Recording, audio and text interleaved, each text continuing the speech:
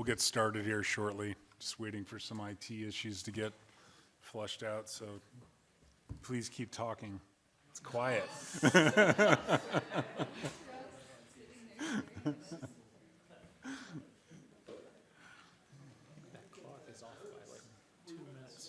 Is it? Are we ahead of schedule? It says it's 7:09.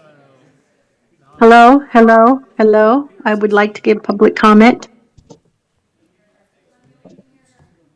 We can hear you. Great.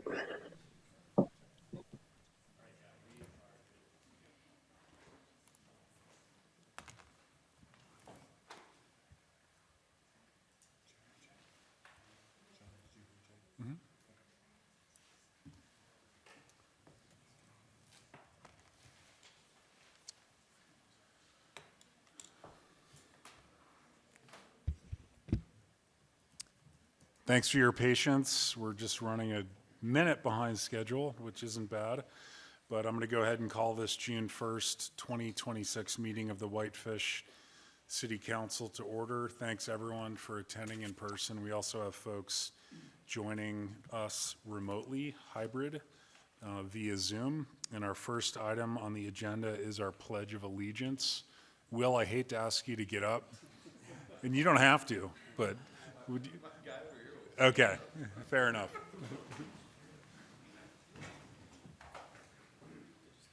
I pledge allegiance to the flag of the United States of America and to the republic for which it stands, one nation, under God, indivisible, with liberty and justice for all.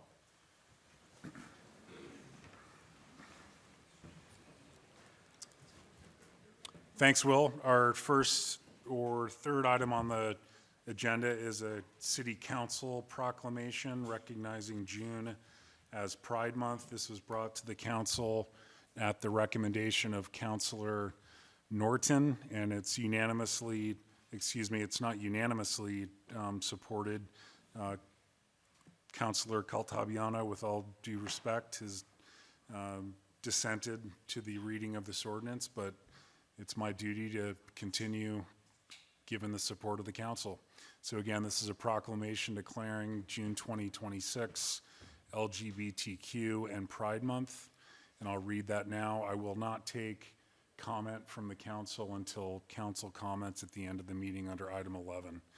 Whereas while our country was founded on the principle of equal rights for all people, the fulfillment of that promise has been too long coming for many Americans, including those within the LGBTQ community. And whereas the city of Whitefish as a self-governing municipal government operating pursuant to its charter and the laws of Montana recognizes and embraces its responsibility to promote diversity and equality, to create a community in which all people are afforded the opportunity to pursue life, liberty, and happiness.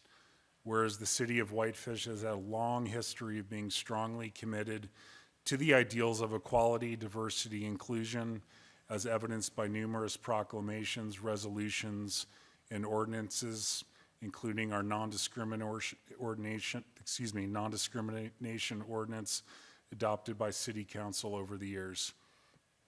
And whereas the city of Whitefish must continue to be vigilant in deterring oppression and discrimination against our citizens and visitors on the basis of sex, sexual orientation, and gender identity and expression.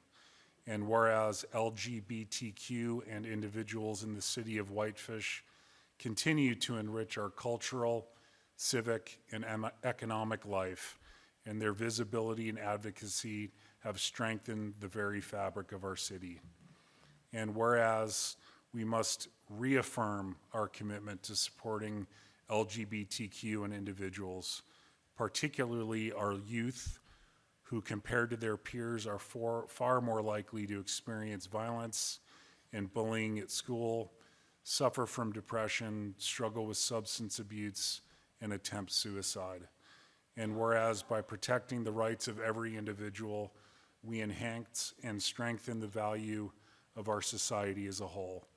And whereas celebrating Pride Month raises awareness and provides support and advocacy for LGBTQ and society is an important opportunity to become educated, engage in dialogue, strengthen alliances, and foster understanding. Therefore, the City Council of the Whitefish, Montana does hereby proclaim June 2026 as Pride Month in the city of Whitefish and encourages all residents to seek to eliminate injustices wherever it shall exist, to celebrate the lives of our LGBTQ plus neighbors and friends, and to work together to create a more inclusive society, extending the promise of our country to all people. Thank you very much for listening. With that said, I'll move on to item 4, which is communications from the public. We do have one public hearing advertised for this evening, but if you're here to bring any comments to the council, please do so now at the podium, and your name and address for the record, please.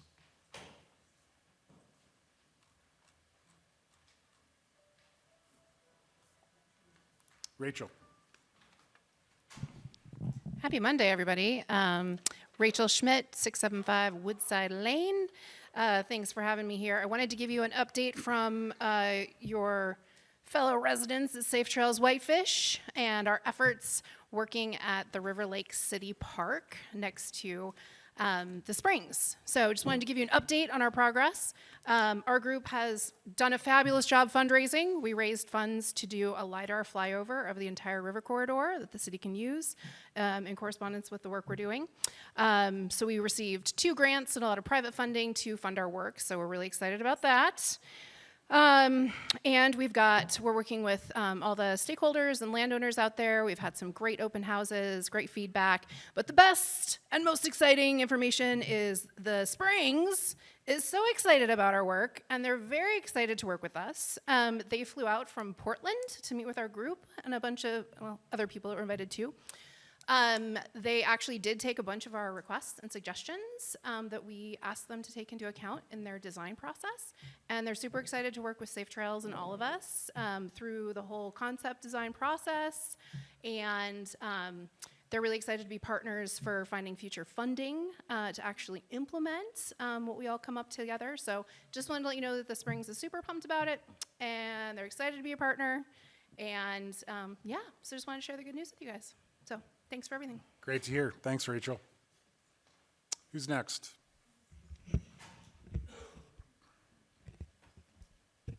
Mr. Mayor. I'm Ray Boxlich at 223 Columbia Avenue.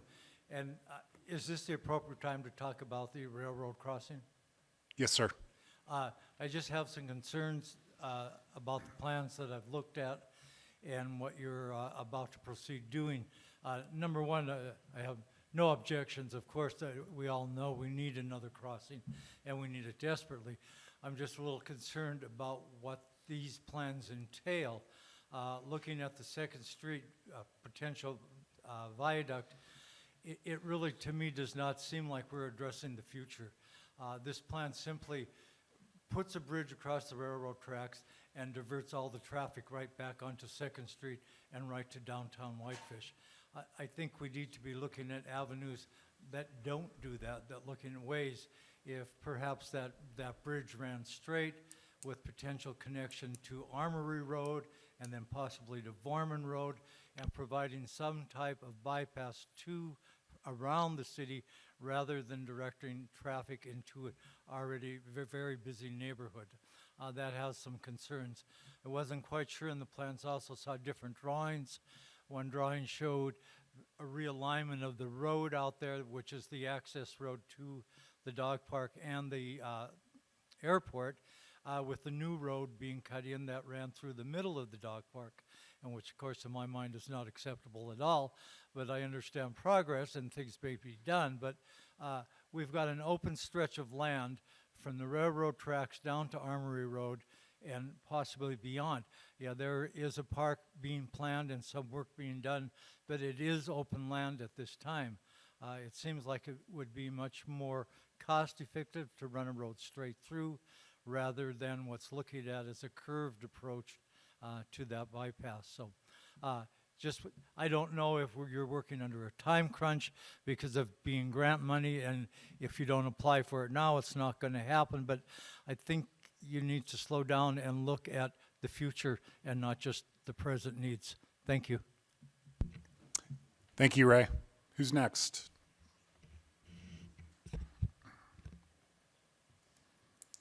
Good evening, I'm Terry Balaska. I live at 515 West 9th Street, and I was inspired to come down here after reading the editorial that the one dissenting congressman made about the proclamation you have for the June Pride Declaration, whatever.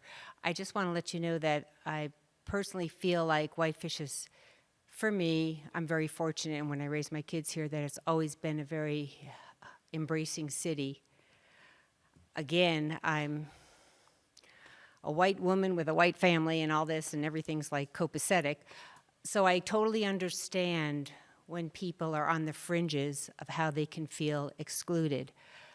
I just want to let you know that often when I hear of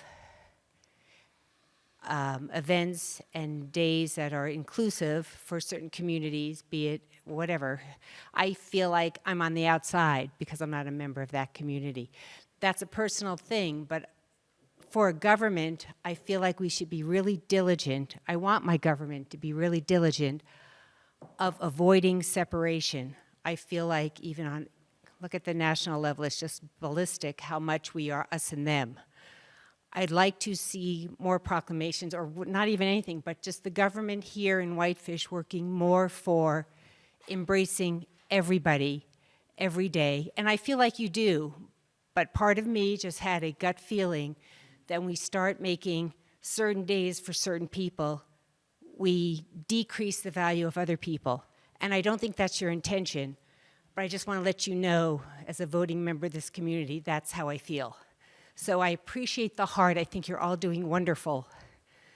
But I feel like the big picture is, let's let Whitefish be a place where anybody of any belief system can feel safe and secure in being here. Thank you.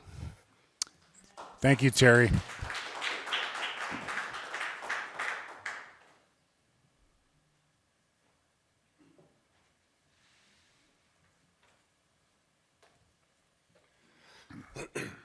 Randy Larson. I live in the county just outside of Whitefish.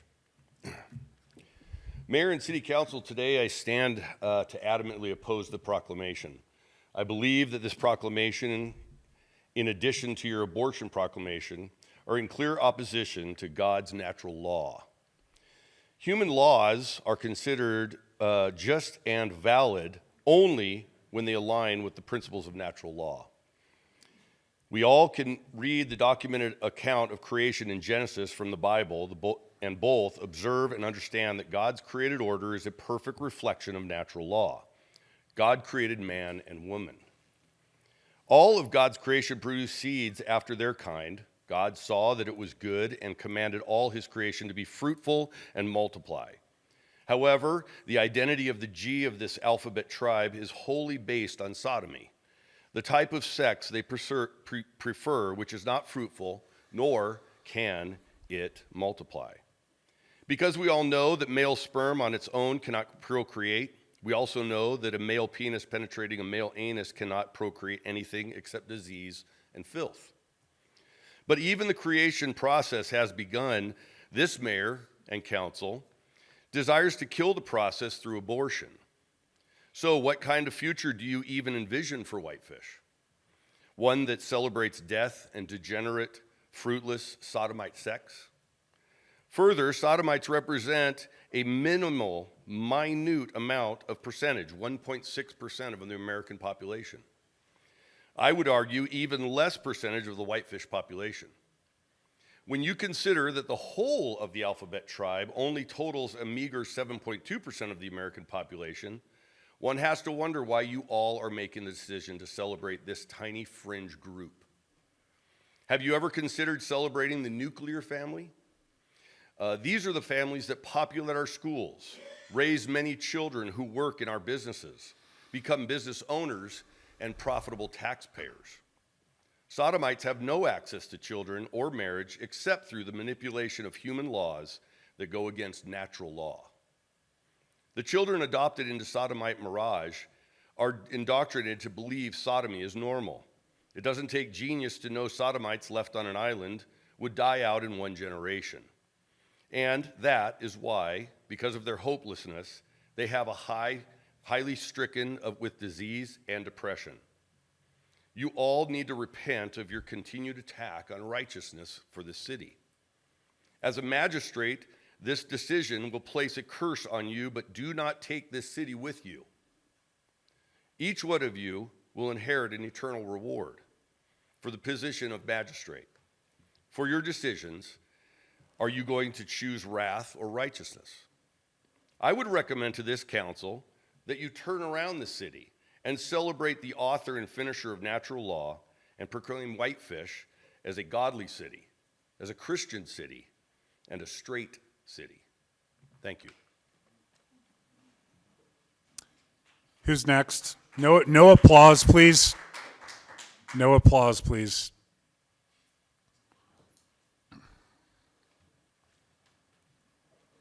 Good evening. My name is Larry Lauderay. I was born in the Valley, not recently, as you can see. Lived here most all of my life. Have our 4 kids graduated from Whitefish High School. I've been a pastor for over 50 years, and here in the Valley for the last 40.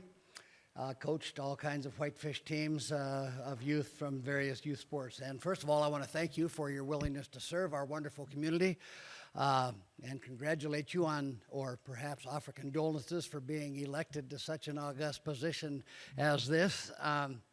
But I would like to address the council for a moment regarding this recent proposal that has been made. I believe that it is a singularly bad look in a variety of ways. I would try to explain a couple of those.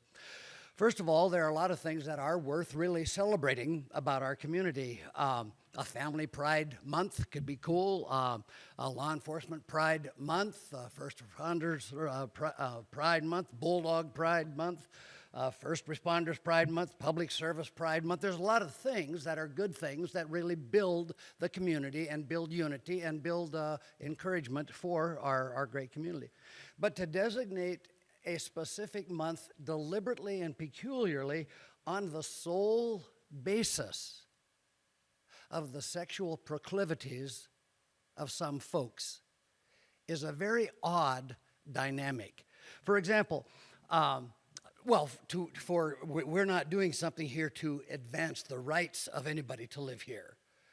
We are passing a resolution saying that we are highly supportive of this particular thing that Scripture clearly refers to as sin. Now, we can choose whether or not to accept that definition, but that's a part of living in a free country. It's one thing to allow folk to live here with divergent views and perspectives. It is another thing to specifically, pointedly, peculiarly celebrate and highlight a particular segment of folks strictly on the basis of sexual activity. This proclamation is clearly and totally, not a little bit, not a gray area, not partially. It is clearly a public opposition to the Christian faith and to the Bible and to the under God, to whom we just pledged, allegiance to one nation under God, and to the one God, our Creator, from whom all inalienable rights proceed.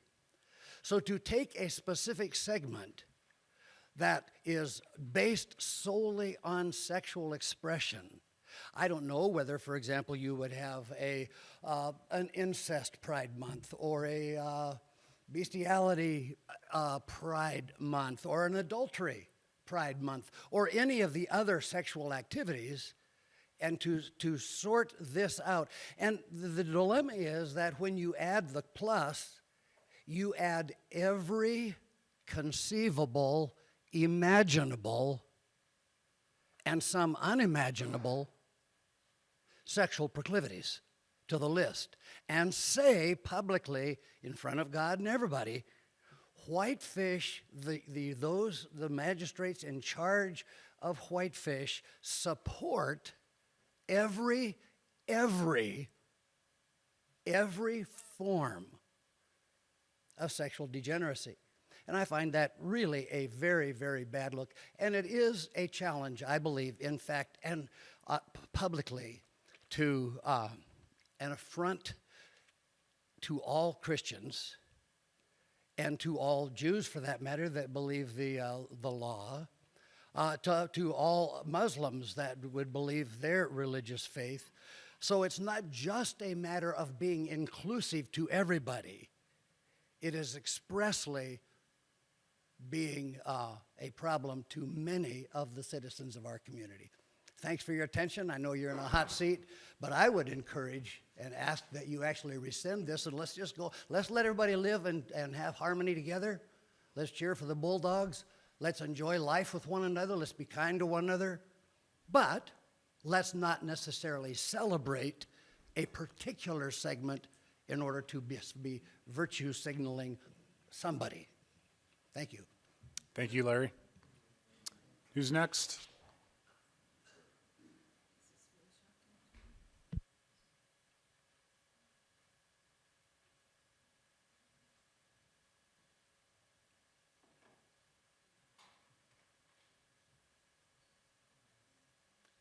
Hi, my name's Alan Taylor. I'm from 115 Whitefish Forest Loop. Though I'm not in the city, I'd like to address the council on this proclamation as a father of a gay son. I've had this journey for 20 years and have had the opportunity to speak at many national conventions with a lot of gay people there. Most of the gay people that I've talked to have told me flat out, we just want to be treated like everybody else. They don't want to be brought to attention to. They just want to live their lives. I'm curious with the proclamation, why now? Because you're late to the game. Other cities have done this decades ago. And coming from the state that won't be named, and excuse me for that, but I've been up here a few years, I've seen what happens when these cities that start this. Next thing, there's a gay parade. Then it gets a little bit overhand, and it gets worse. And if you look up Folsom Street Parade in the Bay Area, you'll see what I mean. This has been in the 20 years in the making. But it's been a door that's been open for people to come in, not the normal gay community that just wants to be normal with everybody else, but the fringe that come out there and say, this is okay, and it leads from one thing to another to another. So I beg you, please, as a father who loves his son dearly, reconsider this, because I don't know if any of you have a gay child, but it's a journey that never ends. And I'm to a point in my life that I have a good relationship with my son, not that I did before, but we sought after each other for our relationship back together again. So please reconsider. Thank you. Thanks very much, Alan. Further public comment this evening? Mary? Sir, yep. Hi, my name is Joshua Jost. I live at Elk Trail, 225 Elk Trail, Whitefish. I'm a new resident of Whitefish. I've got 5 young kids, and we grew up coming here every summer for vacation. We've loved it here. It's been a place where it's been very dear to our hearts. And I just want to urge the city of Whitefish to reject the proclamation of June as Pride Month. True love does not celebrate what destroys people. Homosexuality brings real harm, spiritually, emotionally, and physically. And this proclamation would make our city complicit in that harm. God's word is clear. He created us male and female. Marriage is between one man and one woman. God's word is clear that homosexuality is a sin, as in Romans 1, 1 Corinthians 6, Leviticus 18, just to name a few. Sin never leads to flourishing.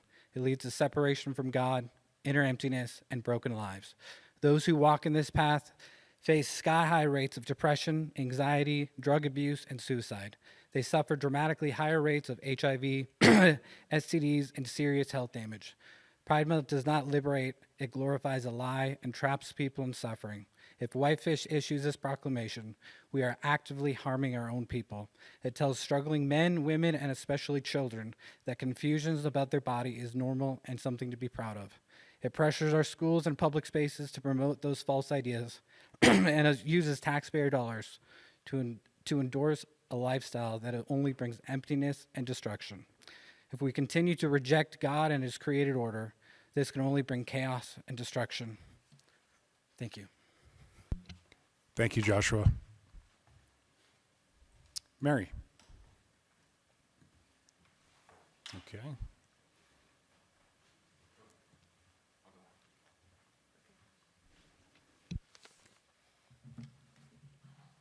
Good evening, Mary Flowers, Citizens for a Better Flathead. I want to just briefly speak to 4 quick issues. On your consent agenda tonight, you will be reconsidering the zoning and subdivision changes that you made last month. And I would like to encourage you again, after talking to some other folks looking at the legality of the zoning and particularly the neighborhood where Rhonda and different folks live that has been since 2007 improperly zoned, that you have the legal ability under your current zoning that you're getting ready to pass by a second resolution to make that zoning consistent with the growth policy that you've already passed. If you don't do it tonight, I really want to urge you to look at immediately turning around and putting out a 15-day notice for a zone change and go ahead and zone that neighborhood. They should not have to come back and have to go themselves and get signatures. You've already changed the growth policy. Let's do the zoning consistent with the growth policy as soon as possible. Secondly, I just wanted to update you. Last Tuesday, we had a kickoff meeting at the Flathead Valley Community College on our treasure hunt, which is to find a much better and environmentally sound location for a major sewage septic treatment facility in the county. And I'm going to provide, as part of public comment, the handout there that has QR codes that if members that are listening tonight, they can go to our website or they can look at your minutes and look at those QR codes and figure out how they can help us with this effort, which will be beginning shortly with the first steering committee meeting. Secondly, additionally, I put a notice which you may have in your packet. I don't know if I got it to you before 4, but there was recently an article in the Flathead Beacon that there was a legislative hearing in Lupa where the cities were invited and different stakeholders to talk about how the implementation has been going. I really want to listen to that and understand what city representatives here in the Flathead said, and so I provided you the link, and I hope public, if they're interested as well, can go to the public comment and listen to that, and hopefully they heard some of the real concerns that we have with both the positive things about that legislation, but some of the real negative things. And finally, we submitted again for your packet tonight. Tonight, the city of Kalispell is moving forward with adopting a public participation plan, which again is in the comments that I submitted. It's very simple. It's straightforward. It allows greater public notice under NLUPA for the public to know when zone changes, not zone changes, when land use changes or approvals are coming that are administrative. I urge you to look at that, and last month we provided you simple ways to integrate that into your zoning and subdivision regulations. We're also, as Kalispell is doing tonight, suggesting that you bring back your public participation plan that was part of your adoption under NLUPA, and to amend your public participation plan to require robust notice to the public. It's all spelled out there. It's very clear. I know you've been super busy, but I hope that you take time to look at that as well. Thank you. Thank you, Mary.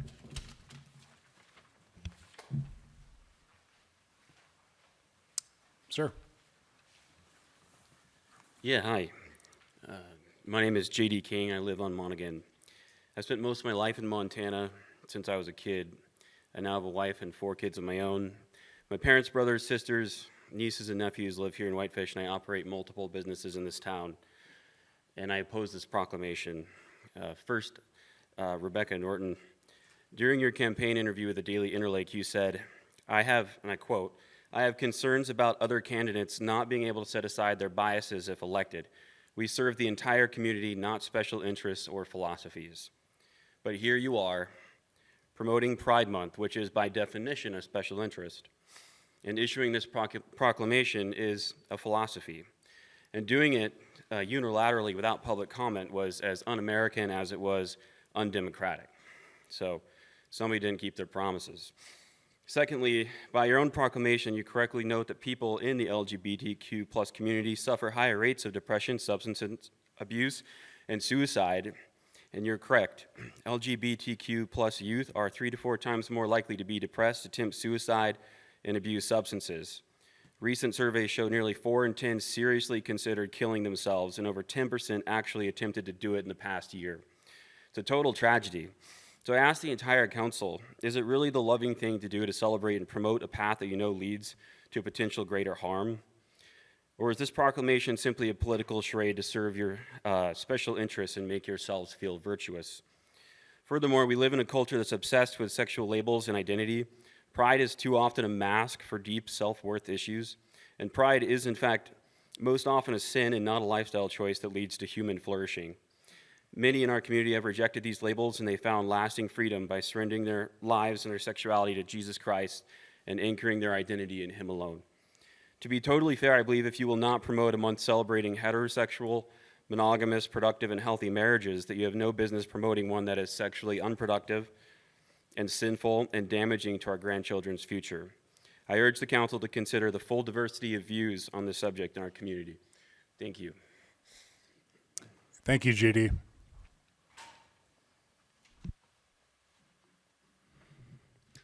Good evening, council. My name is R.P. Rogers, and I'm a former resident of Whitefish on Blanchard Lake Road and then on Reservoir Road. Currently, I pastor a church with Whitefish residents, and then I also teach at a school, and I have students that live here in Whitefish. I too rise to speak today in regards to the proclamation declaring June to be Pride Month. One of the classes that I teach is 9th graders, and it's epidialectic rhetoric. This is the branch of rhetoric that praises what is praiseworthy and condemns that which is blameworthy.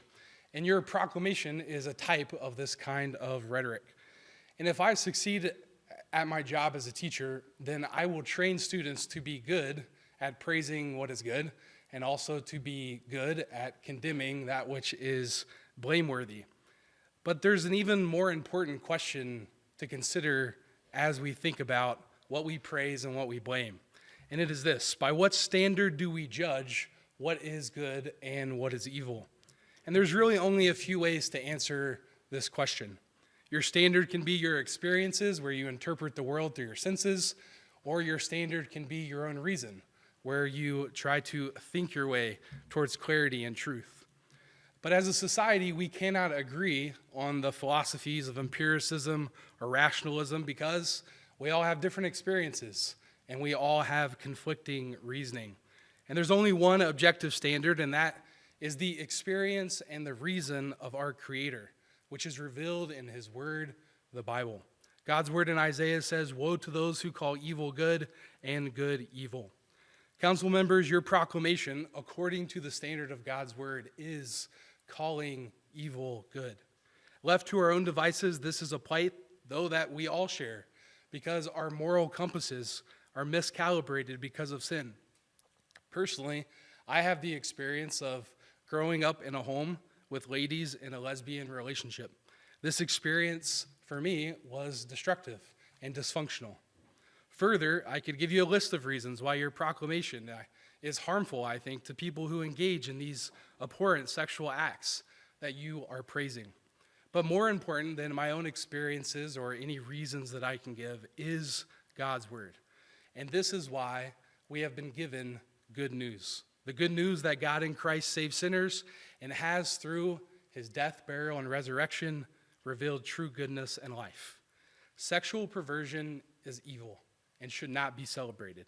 And it is only through our Lord Jesus Christ that we have the hope of turning from perversion and praising that which is truly good. Let me end by reading Titus 3:3-7. For we ourselves were once foolish, disobedient, led astray, slaves to various passions and pleasures, passing our days in malice and envy, hated by others and hating one another. But when the goodness and loving kindness of God our Savior appeared, he saved us, not because of works done by us in righteousness, but according to his own mercy, by the washing of regeneration and renewal of the Holy Spirit, whom he poured out on us richly through Jesus Christ our Savior, so that being justified by his grace, we might become heirs, according to the hope of eternal life. Thank you. Praise the Lord. Amen. Thank you, RP. Further public comment this evening? Ryan Motley, 186 Hayden Ridge. Good evening, Council. I stand today in opposition to your proclamation that June in the year of our Lord 2026 be declared as LGBTQIA+ Pride Month in the city of Whitefish or anywhere else. I'm under no illusion that the power of my words today will sway any of you to turn from this wicked proclamation. The current of culture running headlong into destruction is hard to resist. To stand against a tide that may cost you personally takes courage that can be hard to find. I do not stand here today with hatred or malice in my heart. I stand here today out of a genuine care for people created in the image of God, people like you, council members, like the others in this room, this city, and in our valley. I am commanded by my Savior Jesus Christ to love my neighbor as myself, and there can be no love without truth. The truth is that we are all wicked, spurning our Creator. All have sinned and fall short of the glory of God. In our pride, we reject God's rule and authority, seeking to create our own truths, be our own gods, but it is to no avail. Our feeble attempts at self-actualization only lead to further anxiety, depression, and oppression. We desperately look for the next thing to bring our lives meaning: food, drink, a new cause, new things, or people that might need our help. It's all a mist. It satisfies for a moment, it dissipates, and then we must run into something else. All the while, we are running from the only thing which will give us actual purpose, glorifying our Creator. This proclamation today, meaningless. No amount of our saying, declaring, or proclaiming can turn wrong into right or bring satisfaction to our empty souls. We are not God. We do not possess such power. But what isn't meaningless in this conversation are the people involved, the men and women, the boys and girls, longing for something to satisfy their weary souls. Some of these people run to these perversions out of hate, anger, and rage, others out of loss, dejection, and confusion. In either case, we prove only to hate them, our cities, and our children more if we continue to celebrate wickedness and their demise into further darkness and destruction. In your proclamation, you attempt to link higher levels of depression and suicide to misunderstanding, bullying, and violence. But this is not true. When we reject the order that the triune God has wired into our very beings, we are left hopeless, bitter, and lost. Today I make a true proclamation, a proclamation that is only true because the living God proclaimed it in his holy word. There is only one way by which humans can be saved, one person, Jesus Christ, where actual love and acceptance can be found. One God who alone can give hope, purpose, and reason to live. The only God who bore the punishment of wickedness, a price that we cannot pay, upon himself, so that righteousness can be upheld even through his mercy. If you hear these words today, do not cast them aside. Repent of your unrighteousness, your selfishness, your pride. Believe on the Lord Jesus Christ and you will be saved. May God break the chains of the sin in Whitefish, the Flathead Valley, this state, and our country, so that we may live as free men, not bound to our sin. May it be done by his staff, leading us gently to repentance, and if not, may it be done by his rod, all to the praise of his great name. Thank you. Thank you, Ryan. Who's next?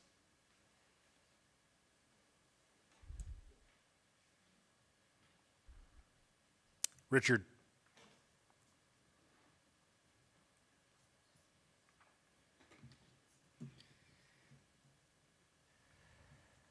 Honorable Mayor, honorable councilors, Richard Hillner, 5th Street, Whitefish. I want to thank you for your courage and leadership in issuing this Pride Month proclamation.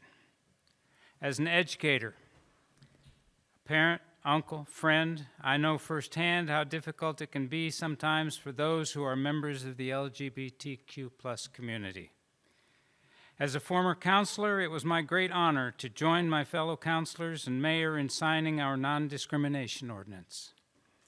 Thank you for honoring the spirit of that ordinance with this proclamation. I unconditionally support it. Thank you. Thank you, Richard.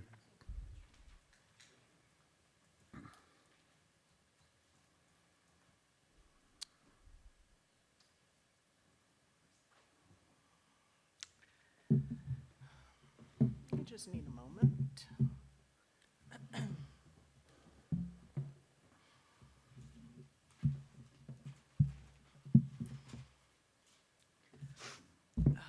Okay. Just need to set up the technology. Thank you for your indulgence. Hopefully it works. Okay. To edit my comments, Z418 East 2nd Street for your record. Okay. First of all, shout out to Cutthroat Bagel Company, Fleur Bake Shop, and Tamarack, Montana. Thank you for your support.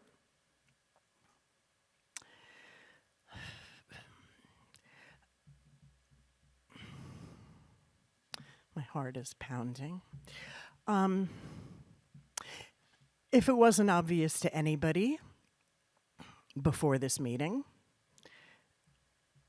it will probably be obvious to you now why you needed to put forth this proclamation. So thank you. Okay. Last year, after the evangelicals in Helena once again passed legislation targeting transgender Montanans, I appeared before council to request that you adopt the pride flag as the first official flag of the city of Whitefish. My request was met with 2 weeks ago, I requested that the mayor issue an official proclamation designating the month of June as Pride Month in the city of Whitefish. In councilor comments, Rebecca, leading with empathy, courageously walked the talk. As the video replay on YouTube demonstrates, Andy immediately supported the motion, followed by Steve, and Ben and Frank less enthusiastically like-signed. And, like deja vu all over again, Giuseppe Caltabiano felt compelled to comment.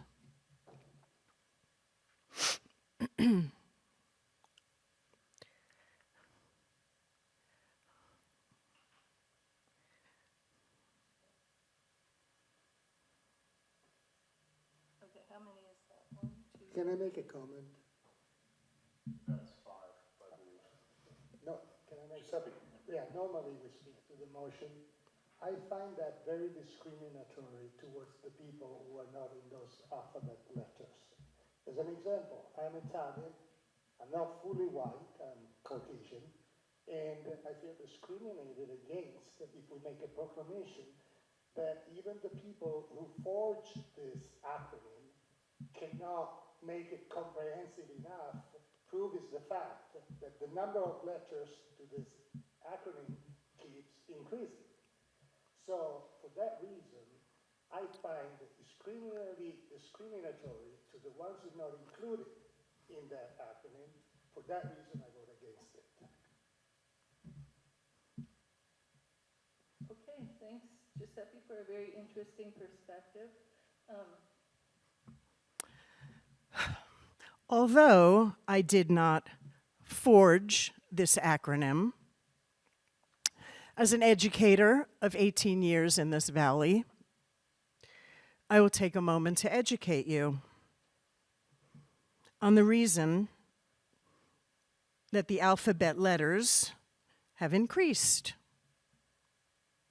L is for lesbian, G is for gay, B is for bisexual, T is for transgender, Q is for queer or questioning, I is for intersex, A is for asexual, and plus is to represent all other identities and orientations not explicitly covered by the acronym, such as pansexual, demisexual, non-binary, gender fluid, aromantic, agender, or two-spirit. Inclusivity at its finest. If anyone has experienced discrimination due to your heterosexuality, please contact me, and I will passionately, enthusiastically, and publicly call out this injustice. Meanwhile, I will honor, advocate for, and celebrate our LGBTQIA+ community members, of which I am one. We're here, we're queer, get used to it. Thank you.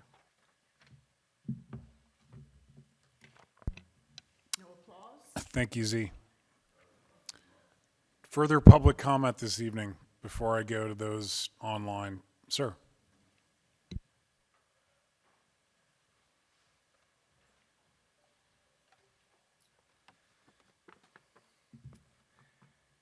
Council members, my name is Zach Biggle. I live at Canyon Road and First Avenue South. The God of heaven and earth is a God of love. And love is what brings me here tonight. Is it what brings you here? The Bible describes God as Father, Son, and Spirit. And these three have perfect love for each other. In creation, God created man in his image to reflect his goodness, truth, and beauty. Jesus was asked in Matthew 22, "Teacher, which is the great commandment in the law?" And he said to them, "You shall love the Lord your God with all your heart, with all your soul, with all your mind. This is the first and greatest commandment, and the second is like it. You shall love your neighbor as yourself." As God created man in his image, he created us to reflect goodness, truth, and beauty. My question to you all here tonight are these questions. Can it be good to allow, encourage, and promote our neighbors to cut off their body parts? How is this loving your neighbor? Is it true to tell a girl that she can be a boy? We know that even with all the medical and scientific procedures, this will never be true. And what is beautiful about a man in a dress?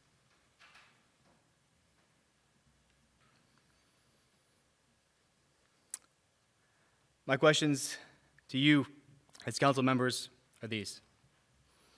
Why are you seeking to proclaim and promote what the Lord has declared as wicked, dishonest, and grotesque? Why are you choosing to hate your neighbor and make this false and blasphemous proclamation of love? Thank you. Thank you, Zach. Hi, my name is Kelly T. For safety concerns, my address is 418 Easy 2nd Street. Good evening, Mayor and Council. I came here tonight not only to speak about the Pride Month proclamation, but also about something I observed during your last City Council meeting when this proclamation was proposed. If this proclamation is meant to promote dignity, inclusion, and respect, then those values must apply equally, especially to residents and elected officials who hold different views. True inclusion is not tested by how we treat people who already agree with us. It is tested by how we treat those who don't. When a fellow council member expresses a dissenting opinion on this resolution, they should not face ridicule or dismissal.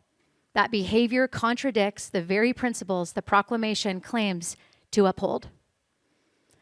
The city's own non-discrimination ordinance and our laws already protect every individual from unlawful discrimination. We do not need a monthly proclamation that singles out one set of identities for official municipal celebration to achieve equal rights. The government's job is to protect the rights of all residents equally, not to endorse contested cultural ideologies. Our community includes people with sincerely held religious beliefs, different convictions about biology, sports, and privacy, and a wide range of viewpoints. Respecting diversity means respecting viewpoint diversity too. Before we officially celebrate one particular group, we should first demonstrate that we can treat all citizens and all elected officials with equal respect, even and especially when we disagree. I urge you to either rescind the Pride Month proclamation or replace it with a simple reaffirmation of equal rights and government neutrality for every individual without favoritism. Thank you. Thank you.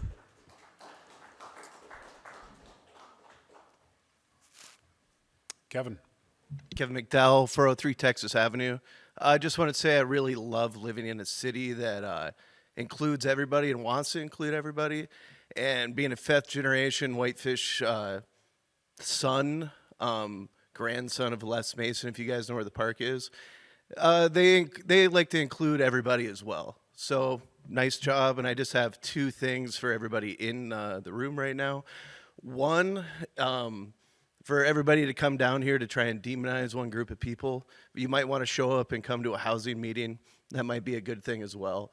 And just another thing, put some glitter on your face and go to a pride event, because it's pretty damn fun. Thanks, Kevin. Further public comment from those in the audience? I'm going to go ahead and, sir.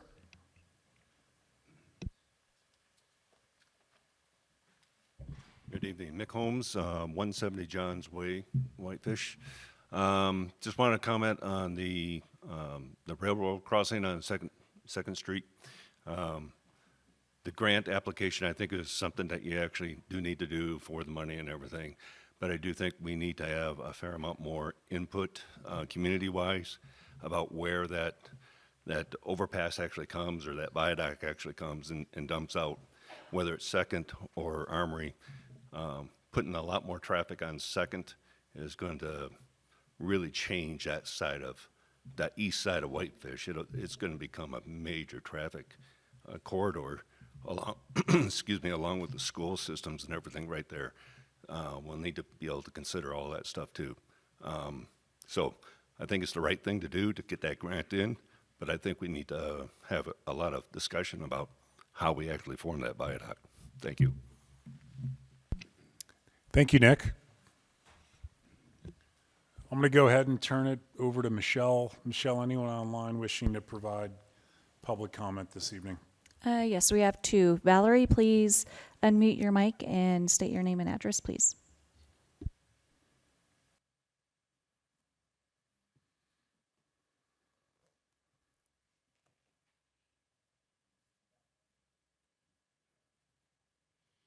Can you hear me now? Yes, we can. Thank you. Okay, sorry about that. I haven't done this before. Yes, my name is Valerie McGarvey. My address is 445 4th Avenue East. And I'm just wanted to comment tonight to thank the Whitefish City Council for this proclamation, and I have a few comments. Pride Month is not about superiority, but about visibility, historical, equality, and community for a marginalized group. The other 11 months of the year are inherently center on the majority culture. Pride is a protest, a fight for the right to exist, a celebration for obstacles that have been overcome, for pride in community, and for self-expression.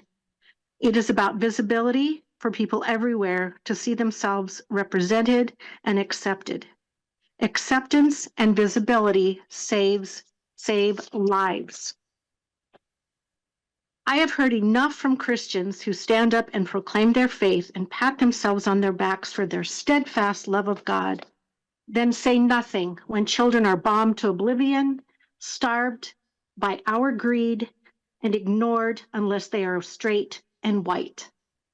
I will pray for you and for the queer members of your family and perhaps your children who are being taught to hate themselves. Thank you. Thanks, Valerie. Ed, please unmute your mic and state your name and address, please. Ooh. And Doctor, 955 Northwoods. This was interesting. There's a lot of people that don't affect our lives at all, but in fact are separating us big time. I don't understand. If you don't deal with Pride Month, you don't want it, go ahead, don't celebrate it. You want Nuclear Family Month? Create one. Go ahead, make your own proclamation. Nobody's stopping you. I don't get what's going on here. This is insane. Everybody's speaking up against this. I guess this is very Christian to people, and I'm not as schooled in the Christianity part of this at all. Only thing I think about is when Jesus says, "Love your neighbor," and I don't see this at all of these people. These people are feeling sorry for people. They're saying that it leads to drug use and are depressed. Why in the hell do you think they're depressed? Because people like you don't want them to have some fun. It's just. I'm sorry for the language. That is me. That's all on me. Whoops, I do that a lot. You can check out more of that on the Beer Buds and Big Sky podcast if you're interested. Anyway, I don't want to believe most of these people think that Charlie Kirk was right and the civil rights movement was a mistake and Martin Luther King was a grifter. I don't know where this comes from. I really don't. I don't know why people have a problem with this. And it's kind of given me a problem that I'm living around all these people that don't want this. Listen, go start your own proclamation for anything you want. You like frogs, make it Frog Month. It doesn't matter. But Jesus, homosexuality brings real harm. I know gay people that believe in God. We're harming our own people by doing this. We can't be proud of who you are. You're doing this to make yourself feel virtuous as a city council? I don't see that. I know all you guys. And G-Man, I like you a lot. I don't know where you're coming from other than you want to be the Republican chair for the Flathead County and this is your job. You have to be this way because that's what they love. I don't know why. Still, I really don't. But I've heard a lot of Bible quotes, a lot of weird things. How this is hurting people. Christy Noem's husband cross-dressed. He's a conservative. Is that guy bad? Is he super bad? Are we supposed to hate our neighbor? Man, live and let that libertarian spirit be alive in Montana because we're losing it. And that sucks. Thanks a lot, you guys. I respect what you do. Sorry for the swearing. Thank you, Ed. Further comments online, Michelle? We do have one more, I'm sorry. Okay. Daniel, please unmute your mic and state your name and address, please.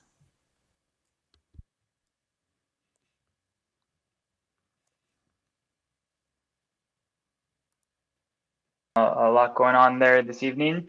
I just wanted to inform the council and folks there on the upcoming constitutional ballot measure that is trying to get on the ballot this next election cycle, CI 134.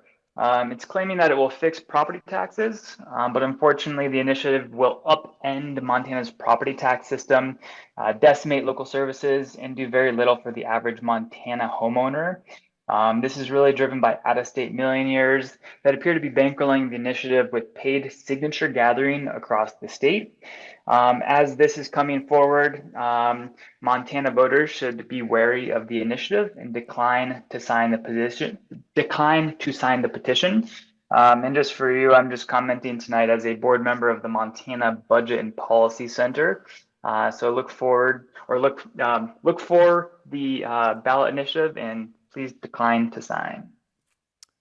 Thank you, Daniel. Is that it, Michelle?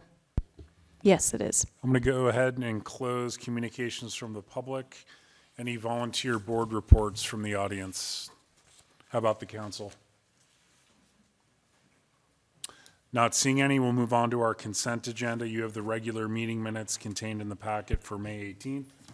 Mr. Mayor, I move to approve the consent agenda, but I have one edit that needs to be made. Is there a second to the motion? Seconded by Councilor Norton. Frank? Yeah, we need to go back to clarify the record on page, let's see if I can get back to where I need to be.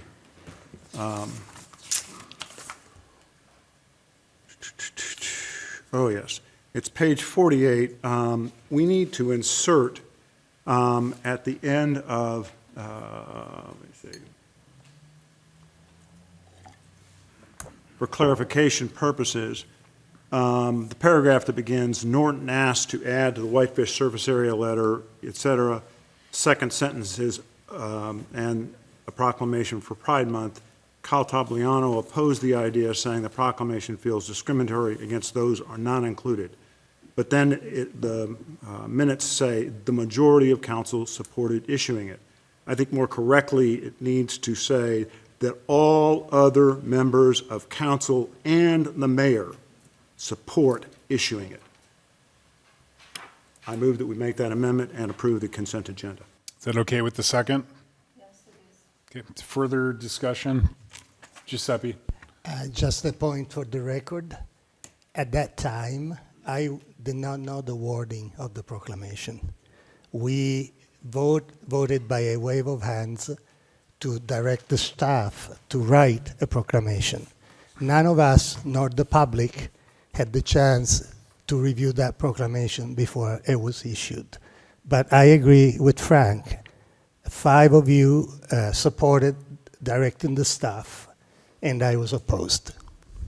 Thank you, Giuseppe. Further discussion on adopting the consent agenda as amended? All those in favor, please raise your hand. Those opposed, like sign, and the motion does carry unanimously, which brings us to our one public hearing of the evening. Thanks for your patience, applicants. And that will be Resolution 26-14, a resolution to annex and incorporate within the boundaries of the city of Whitefish by petition and consent of the property owner approximately 18.01 acres of land known as Tracts 7D and 7CK, addressed as 5960 Highway 93 South, located in Section 12, Township 30 North, Range 2 West, and the property is Zone WBT, which is our business transitional district, based on the findings of fact in the staff report and subject to the recommended conditions of annexation approval. Dave. Yeah, good evening, Mayor and Council. So this is a petition to annex 5960 Highway 93 South into Whitefish and change the zoning from County B4 to WBT, the Business Transitional District. The property is currently on the edge of the urbanizing city limits. It's currently developed with a boat storage facility, Whitefish Marine. It's close to 18 acres. It's at the intersection of Highway 93 South and Highway 40. Lots to the north and the east have recently annexed into the city. Per our annexation policy, the city council should prioritize the annexation of properties that would fill gaps left by previous annexations that created islands and other types of non-contiguous boundaries. And while it's not filling a gap, it does help facilitate the annexation of more properties in the area. It is within our urban growth boundary. Highway 93 South, a state road maintained by the state, will continue to be a state highway. It's not currently connected to city utilities, so any new construction or redevelopment will be required to connect to water and sewer. Both are located just to the north of this property. And there is a fire hydrant located within 500 feet. Included in this annexation petition was a development agreement. It's signed, and it includes an accompanying site plan and building elevations. While an agreement's not a requirement of annexation, it's a tool that the council can get a clear sense of the proposed development, as there will be no further council review once it's annexed, and if the uses that are included in there are uses by right within that zoning district, which would include multifamily, et cetera. And prior to any construction, it would be reviewed by staff to make sure it complies with our architectural review standards, our zoning, and our engineering standards. Well, it's a signed agreement. It's still a draft agreement until approved by council, and it could be amended by council during the public hearing process. Just to summarize the developer's agreement, it includes building no more than 256 units in 24 buildings to include a clubhouse, 2 future commercial pad sites, providing amenities to the residents, constructing a shared use path along Highway 93 South frontage. And then the current boat dealership would be maintained on site for no more than 24 months from the closing. Other design standards is working with a traffic engineer and Montana Department of Transportation to improve the western approach on the Highway 93 South and Highway 40 intersection, and then designing a southerly access as a right-in, right-out only. And then the developers would be participating in the Legacy Homes program and would provide at least 10% deed-restricted affordable housing, and in exchange to receive a 40-foot building height, which is one of the incentives of the Legacy Homes program. Staff has reviewed the developer agreement. Overall, we're comfortable with the agreement. It does not preclude the city from enforcing all applicable city standards, including zoning and engineering standards. Some of the annexation policy criteria in looking at annexations: does it contribute to the logical growth pattern of the city? Does it fill gaps in left by previous annexations? Is it located within the urban growth boundary? Is it an area where proliferation of on-site septic may pose a threat to water quality? Is it advantageous to the residents, both of the annexation area and the city as a whole? Does it provide additional community housing?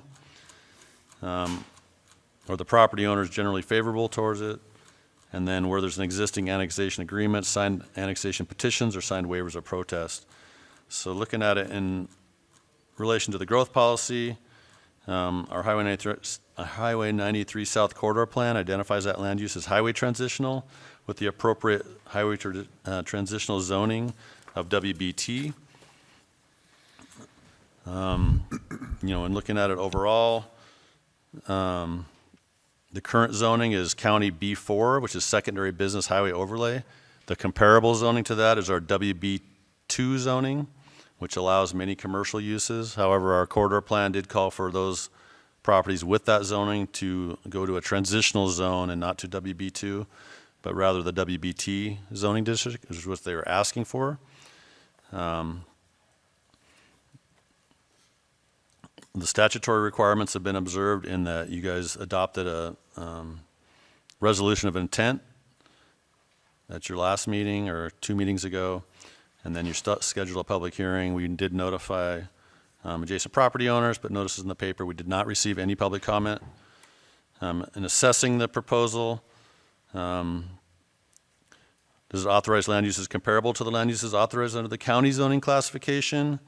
And it doesn't, in that our comparable zoning to that B4 is WB2. However, our growth policy does call for WBT. Does it authorize land uses that are consistent with land uses approved by the Board of County Commissioners or the Board of Adjustment? And again, our WBT is not necessarily consistent with the county B4, as that's almost identical to our WB2 zoning district. However, our growth policy does call for WBT. And is it consistent with our land use and zoning as set forth in our growth policy. And yes, it is consistent with that with regard to the zoning proposed. So based on that, staff does recommend approval of the subject annexation, subject to 2 conditions on that, which would be compliance with the approved signed annexation and developer agreement, and that the shared use path must be privately maintained. And I do believe that the applicants are here with a presentation, but I'd be glad to answer any additional questions that you guys might have. Thank you, Director Taylor. Any questions for Dave on his staff report? Dave, Frank. I just wanted to clarify that if we move to amend this, we are amending it subject to or on condition upon the developer agreement, which is in the packet. Is that correct? That's correct. And the way I read this, the developer has to abide by that, but whether it's this developer or one that might be transferred, they'd be entitled to those or required to live up those conditions. Assume with me, if we will, that the developer takes this and we amend it or we approve this. What is the length of the or when is the obligation of the developer triggered to actually make the improvements and complete them, unlike a regular conditional use permit or anything else? Those are limited in terms of times when they have to be accomplished before they expire. What is the issue here?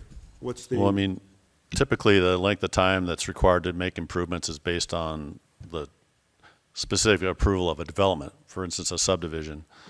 When they apply for a building permit is when they're expected to have, the utilities extended, the shared use path or whatever that's required, completed, whatever improvements MDT is going to require at that intersection. There is some language in the developer agreement that has some expirations in there. There's a contingency based on a sale, and Angie can kind of speak to more of that aspect of things. But this developer agreement, while it's an agreement of the things that they're going to accomplish, but what triggers that is when they come to a place, whatever they plan on doing there, which has to be consistent with the proposed zoning that they wish, the WBT, whatever standards are in place for that with regard to a building permit, architectural review, and at that point, any of the improvements that would be required to put those kind of facilities that whatever they propose with their building permit. And again, they're showing a sketch of what they intend to do on that property, but it's not like a planned unit development where they're held to that site plan, for instance. Agreed, and that's one of my concerns. But my question really is, we incorporated and entitled this property as we would do through a conditional use permit or a PUD. And the developer, under those circumstances, has not to exceed, 2, 3, 4 years to begin and complete the work? Otherwise, it expires. Is there anything in this agreement that identifies when this would expire? No, because, you're annexing it in and creating a zoning district. So whatever's allowed under that zoning is their entitlement. When you look at a zone change, you're changing the zoning, but there's not necessarily specifics with regard to that. I mean, there is language in this developer agreement that does talk about what they intend to do, but I don't believe there's any specific timeline of when that can be accomplished. And Angie can speak more to that. I would need to read it again to see if there's more specifics of that, but. Thank you. You've answered my question. Steve. So let's say they don't build for 10 years. Are they still held to only building what they provide in the developer agreement, or what teeth does the developer agreement have and for how long? I think that's kind of the question that strikes me. Because we're presented with a plan to annex them in and zone them a certain way. And if they don't do anything, how long are they held to that plan?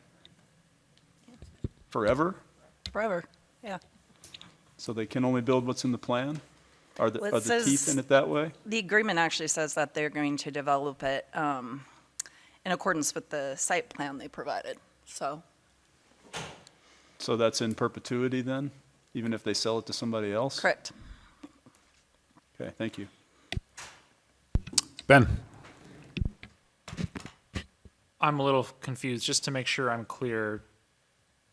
They do have to follow the site plan, or they don't have to follow the site plan? I mean, according to the agreement, I mean, it states in there that the development of the project will be in substantial compliance with the site plan provided. You know, and the amenities that they intend to So include they in do there. have to follow the site So plan. part of that developer agreement does state that. You know, what happens if years go by? I don't know. I mean, they could come and ask to amend their developer agreement. I think that's happened in the past. So. Sure. Okay. My second question has to do with the intersection at Highway 40. Obviously, an important part of this project. I'm wondering if you could step me through a little bit how that intersection would get designed and upgraded, and when, and how that would happen. I'm going to defer to our Public Works Director on that portion of things. Yeah, the state already has plans to reconstruct the intersection of Highway 93 and 40. I believe it's a 2028 construction project, which likely would align with construction of this work. But ultimately, it would be an MDT project. Do we have any role in that? Not that I'm aware of. I mean, we did reach out to MDT early and tried to persuade them to add bicycle and pedestrian facilities along Highway 40, and as usual, were denied. Yeah. And do you feel comfortable that in the course of that process, we will not have a degradation of level of service of this intersection? You know what I'm getting at? Yeah, no, I'm comfortable with that. I mean, obviously, this development is going to have intersection design on the west side of the intersection, but I don't anticipate any degradation in level of service. Got it. So the upgrades the developer would be doing would only be for the west side of the intersection, not the intersection itself? Correct. Yeah, I mean, they wouldn't be adding lanes or changing signalization or anything like that. It would really just be construction of the intersection on the west side. Okay.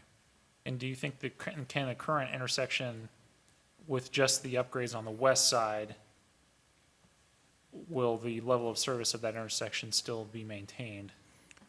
Yeah, I believe it will. And there will be improvements on the east side as well, but MDT is responsible for those. And they already have a design for that, and I believe have it scheduled for construction. Okay. Thank you. Rebecca, any questions?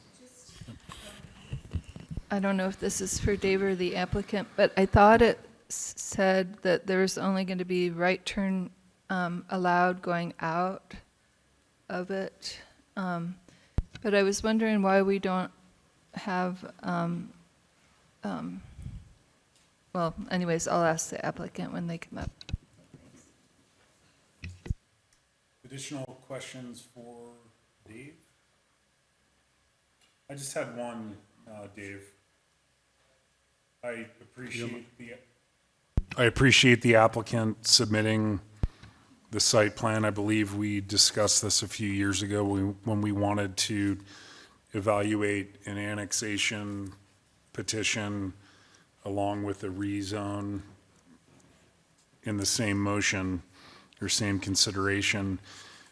And I appreciate that the development agreement states that it would be developed in compliance with the site plan, but I'm just curious, and this is probably a question for the applicant, but we have 5.5 acres of commercial on Highway 93 frontage with no concept presented. And so one question I have for you, or perhaps it's for the applicant, is what's anticipated there, what type of use? And I'd like to somehow tie this development agreement to some agreement or condition that conditions that commercial property to a certain use. So, yeah, I mean, part of this, I mean, I think the intent for them is that this, whatever happens on that property would either be a use by right in the BT zoning districts, or it would be tied to the development of the property that's directly to the north. And so, you know, they didn't include that, you know, in the annexation agreement. And they're, you know, it's already, you know, going to be zoned WBT, and whatever uses they have there will have to conform to that zoning district, correct? Would this come back ultimately with the 256 housing units on 24 buildings? Would this come back as a PUD to the council? Yeah, the property to the north, I mean, just in some preliminary discussions with them, their intention is to come in with a PUD. Well, I don't care about the property Yeah, to but the on north. this particular project, Yep. yeah, there's no PUD being proposed. Whatever the residential units are used by right. Okay. In that zoning, and that, all I know is within the developer agreement, it talks about them subdividing off the front portion, so they'd be under different, you know, on a different lot. And how would that come back to either yourself or the council? Well, it would either be Use by right? use by right development, or it'd be tied to another project that somebody would come in for. You know, if there's a zone change or a PUD, then you guys would get So in the interest. event it's not use by right, meaning a permitted use, it would then come back to council? Well, no, I mean, if it's not a use by right, then obviously they can't do that, other than, you know, if it's something that needs a conditional use permit, then it'd be a notification. But with the new process starting after July 1st, it'd be something that we'd notify the neighbors on, and then we'd have to determine whether or not there was impacts that weren't considered, and whether it would be elevated, you know, either approved or denied or appealed to the Board of Adjustment and ultimately to you guys. But you will have to ask them their specific intent for that lot. I Fair can't enough. speak to that. Yep. It's just a zone change to that WBT. And so Fair enough. anywhere on Yep. that property, I mean, it's the uses that are allowed within that zoning district.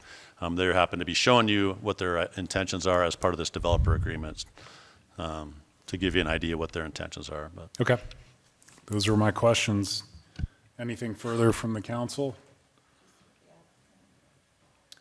We did advertise for a public hearing, and we'll hold that public hearing now on what will be Resolution 26-14, and I would ask the applicant first, if you have a presentation or additional information to submit to the council. Will, good evening. Will McDonald, 180 Fauna Road, and I've got David Cool with Cushing Terrell and Rory, and they're up here, so they'll stand up, you know, when we want to dig into stuff. I was going to go on about housing, and I've tried to find projects, but I'll just get right into it and address questions. So, you know, we've been working on the site for about 12 months. It's taken a while. One of the things is just working with the seller. He originally said, you know, he wanted to keep a portion of the property. It just wouldn't work for us. We needed the whole site.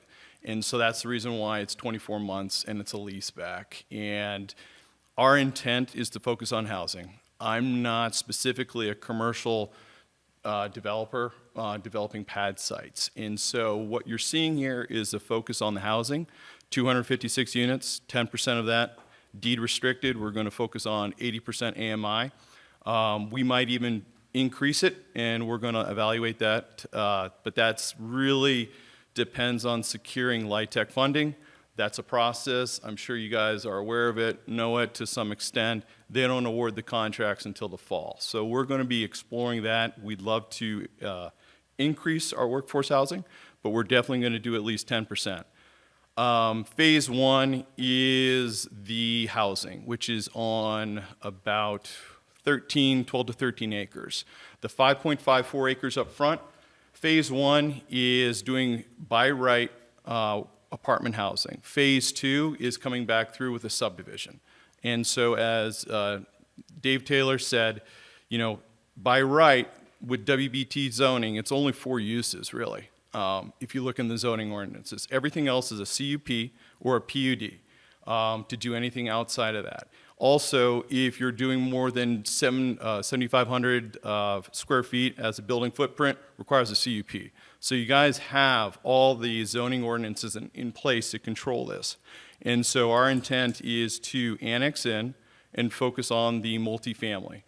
Then what we want to do, because we're not commercial developers, we want to come back through subdivision. So that goes through planning board and you guys. So you would oversee that process as well. That's phase 2. That's probably 8 to 10 months once we annex into the property.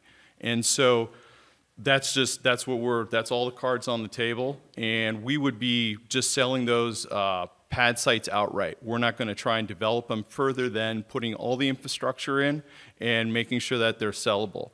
We have been approached by a grocery store. We have been approached by a couple other commercial developers. We're not in control of the land right now, and we'll put that on them, what they want to do. So anything that we transact, whatever they want to do, they can either do by use or by right, which is WBT, or they come back through with another entitlement. And so, Councilmember Frank, to address sort of the question that you asked, as well as Mayor Mulfeld. So 10%, talked about that. Also, one of the big things is the critical thing is the landscaping, is, the Whitefish Marina. The big thing there that, we're going to champion is really bringing it into, bringing it up to Whitefish standards and code, and really creating that pedestrian traffic inflow and outflow coming into the city, and just where its location is. It's kind of the gateway into Whitefish. So just, again, trying to answer a number of the questions that I heard, and then what I'll do is I'll let David walk through the slideshow, and then Rory and I can also stand up for questions. Thanks, Will. Welcome, David. Thanks, David Cool, Cushing Terrell. Appreciate the opportunity. Yeah, I guess I don't have a clicker, so I have to rely upon her for this. Just a little bit of site orientation here. I think you all know where it is, but for anyone who isn't familiar, the yellow area there at the intersection of 93 and 40, that's the acreage we're talking about. You can go to the next one. Little aerial view that shows about where it is. One great thing about this site, which is fairly unique, as you view actually a little bit to the north, but primarily to the east, it's elevated. And you'll see that on some of these topographic maps that the further back in the site you go, the higher it gets. And so the units and things that are back there, I think they're going to have a pretty good view through our own corridor and even out into the canyon, and probably very likely even some white peaks of Glacier Park. So it's a very interesting opportunity for housing. And so we're happy to be a part of that. You can flip to the next one. Some of the neighborhood views, we like to put these in here just for familiarity and understanding what's there today, what we hope to do with it, and also to understand what your neighbors look like today. You can hit to the next one. There's your neighbor to the south, a couple of them. Current site as we head north here. And you can even see the elevation. I think we all know the site really well here. You can flip to the next one. I think that's the site to the north now, and you see the intersection. And one more, I think, is the town pump, where that project is in compliance, I think, with the corridor plan there with respect to landscaping and so forth. So, of course, the goal is to get to that level of development along the highway. You can flip to the next one. This is just a closer aerial. Next one, please. Topographic laid on top of it, and the next one kind of just diagrammatically shows, if you can read that. Interestingly enough, it's essentially a project of 3 tiers, we call it. The lowest tier along 93, the middle tier, and then the higher tier, which is fairly flat as you head to the west. Those red zones are areas I just kind of put in there that are fairly undevelopable. There's very steep, and so we can consider the project really broken into essentially 3 tiers. The green area, I've been calling it the gorge. It's very steep there, and really the hope there is to, interestingly enough, it also aims toward the view. So you'll see in the site plan development, we tried to utilize these as features, as impetus to the design, as opposed to just laying a bunch of buildings out. And as barracks, we wanted to take advantage of these contours to actually develop something unique, and I'll show you how we did that. So you can hit the next one. This is a quick preliminary sketch, and it does actually show, even though we're not talking about the buildings along 93, the idea of highlighting something on that in time on phase 2. But this little loose sketch called the gorge there represented how we would take buildings and break them up. One thing we learned as we played around with this is that big buildings are not so good for this site. And it's because we have so much contour. There's so much movement up and down that big buildings, it's difficult as the bigger the building gets and you're stretching across contours that are moving down, the harder we have to comply with the height restrictions, right? Because you have a 35, or in this case, a 40-foot restriction, and the building is trying to get bigger along something that is dropping or raising in elevation. It's very difficult for us to do that. So the secret was to break it into these little bite-sized pieces, if you will. These are all just 12 plexes.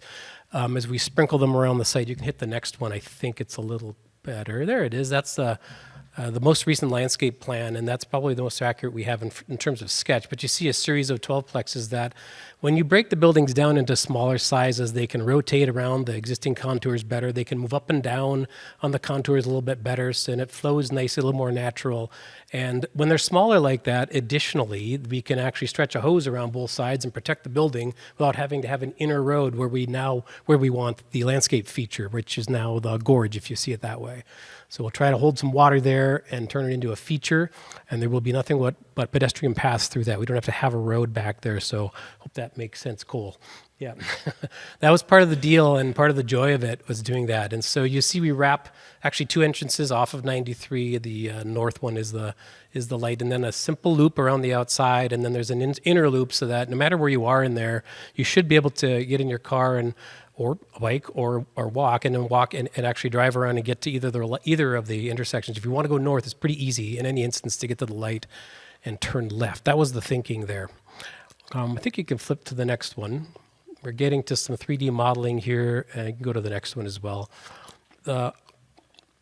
Next one, I guess I have too many images, sorry. There's a lot of them. I really kind of geek out on the imagery. Next one.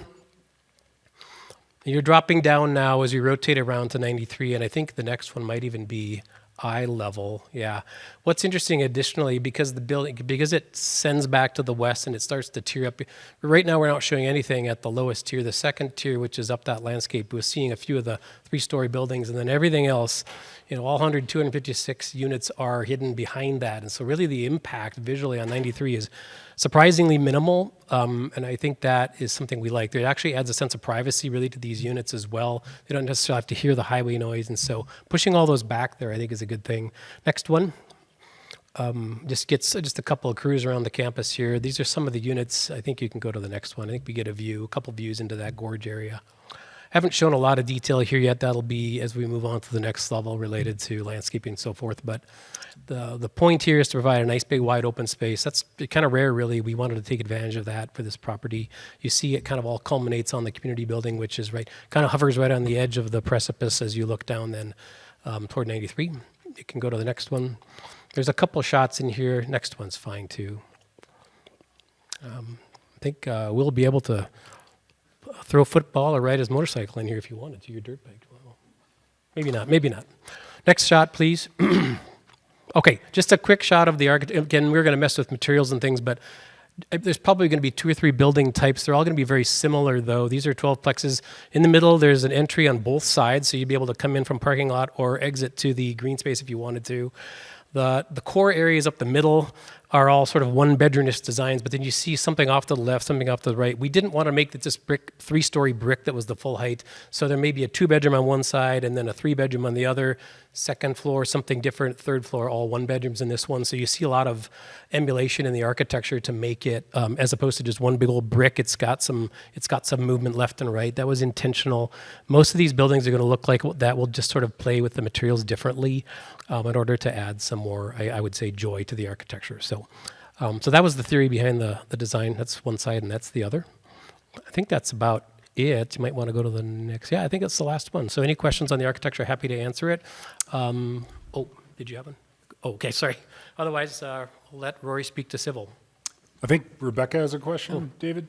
Well, I just was wondering, did I read that it's 50 feet in the frontage area? Or is that... Okay, yeah. The setbacks are 50. I thought it was 50 feet in the front. Sorry, Will.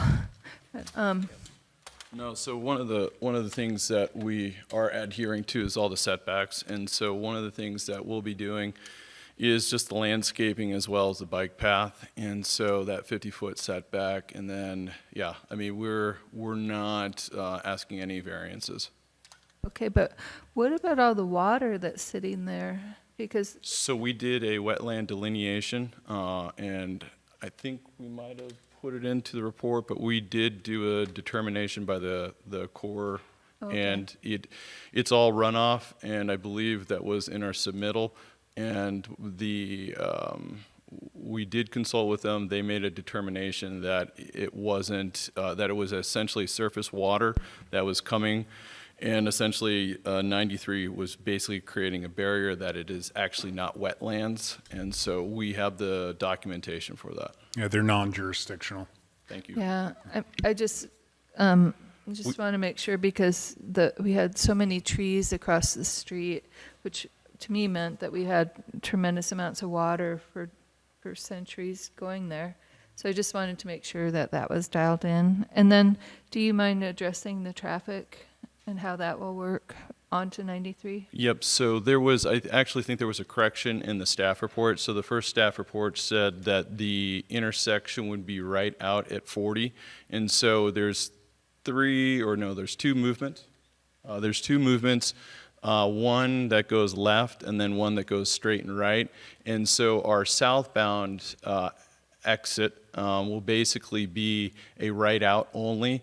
And so no traffic can basically cross over and create, a traffic issue. So Bob Abeldean did our TIS, and that definitely was something that we investigated because there's a lot of moving pieces with this large land play. Rory, anything to add? Yeah, okay, no problem. Any other questions? Frank? Is there some graphic that's going to show me how this works or how it connects into Highway 93 vis-a-vis the Highway 40 intersection? So with regards to our preliminary civil, and Rory can go into it, our preliminary civil, we did study that traffic intersection, and it will be coordinated with MDOT, but I mean, we have to go through the whole civil design, and there you should see in the packet the actual intersection for 9. So it is in the packet. Yeah.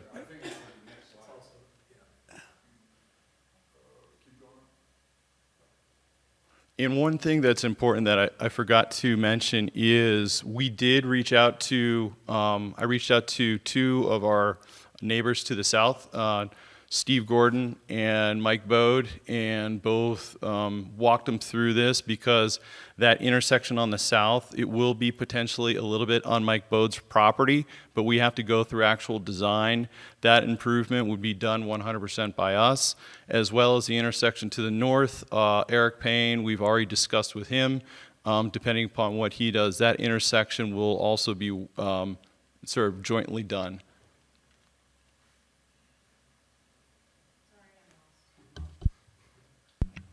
Further questions for Will, David, or Rory?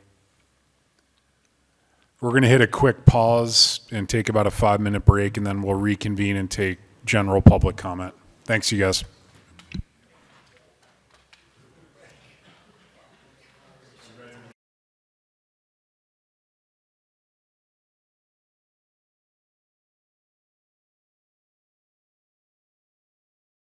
Comment unless you have anything else to add.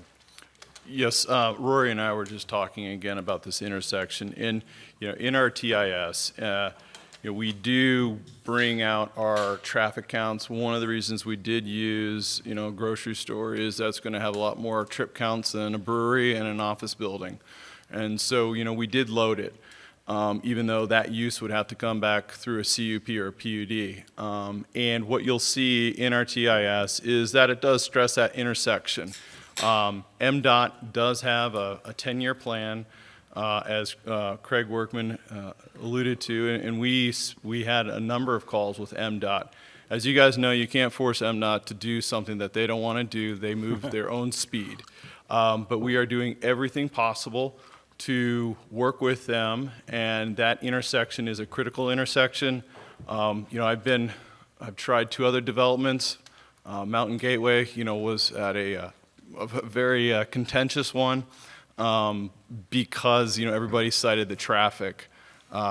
Just how do you put that many people? High Point on Second was originally going to be apartments. I don't know if we want to build housing in our community, I think we're going to have to go through a little bit of stress, but we are committed to improving that intersection. And I know it's going to be, there's going to be frustration, but the TIS says it does not fail. It does downgrade, I think, with just our fully built out, but fully built out is going to take us 3 to 5 years.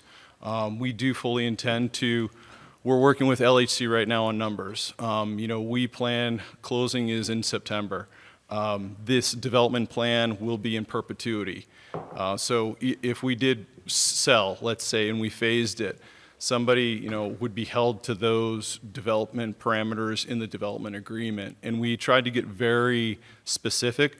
We had a number of meetings with the city attorney, as well as Craig Workman, to make sure that we tried to spell out everything in the development agreement so that there wouldn't be any mystery. And so, we're trying to put our best foot forward. We are 100% going to work with MDOT as well as the city. We know that that's a stress point, but if we, want to build housing, this is arguably the best location. So. Thank you, Will. With that said, we will open public comment. And I would just ask if you could just keep your comments to about 3 minutes. I'd appreciate it. Keegan Siebenaller, 625 Summers Avenue, speaking tonight as the Executive Director of Shelter WF. First of all, Shelter WF overall supports this annexation, not because it's perfect, but because Whitefish is in desperate need of housing. More and more of our workforce are forced to commute, and whether deed restricted or market rate, these units will house the people that keep this town running. And these 256 units of workforce housing are needed and will be positive. We also appreciate the integrated commercial aspect of this project, and we think the developers have done a really good job with the site. We urge council to approve this request and to bring desperately needed workforce housing to Whitefish, and Shelter WF is excited to have more neighbors. But this type of development is also pretty frustrating. To step back, if you're thinking as a planner, this housing should be closer to downtown. When we put density on the edge of our city, we force everyone who lives here to drive most of the time. We add maximum traffic and sprawl, and we push into wildlife corridors. We are also putting the housing for working people in the least desirable place in the city. If you live out here, you don't get to walk to downtown or to school or to the lake. Your walkable opportunities are limited to that commercial subdivision, and then you're on an island of asphalt. You don't get the things that people love about Whitefish if they are lucky enough to live near downtown. But I mean, this is what we do. This is what our land use paradigm is designed to do. It's greenfield development and it's sprawl. You can see it when you drive from Whitefish to Kalispell. It's more and more open space converted into car-dependent housing. And it happens precisely because this type of development is easier. Our zoning code is designed around it, and there's fewer neighbors and less controversy. The path of least resistance runs straight through the edge of town, and that's why these keep getting built. It's not natural that the place we build housing is the edge of the city. Cities don't have to look like this. It's downstream of restrictive zoning that blocks more housing in the places people already live. Over the next 20, 50 years, we're going to see more of these annexations. When we refuse to let any existing neighborhood change, when we fight every taller building, growth goes to the edge. We do a traffic impact study for each new project, but we don't question the assumptions of car-exclusive efficiency that underlies our transportation engineering profession. That's why I'm no longer an engineer. My nightmare is that it's 2050 and the entire drive from Whitefish to Kalispell is developed. We just approved a growth policy that slates almost no change for the vast majority of existing neighborhoods, so we will get more of these. And we waste a tremendous opportunity to harness strong market demand for a more integrated community. None of that is the developer's fault. None of that's going to change here tonight. But we are once again pitting new housing against open space. Tonight, please choose the housing. But don't forget that this is a false dichotomy that we've created ourselves. Thank you. Thanks, Keegan. Who's next? Not seeing Richard.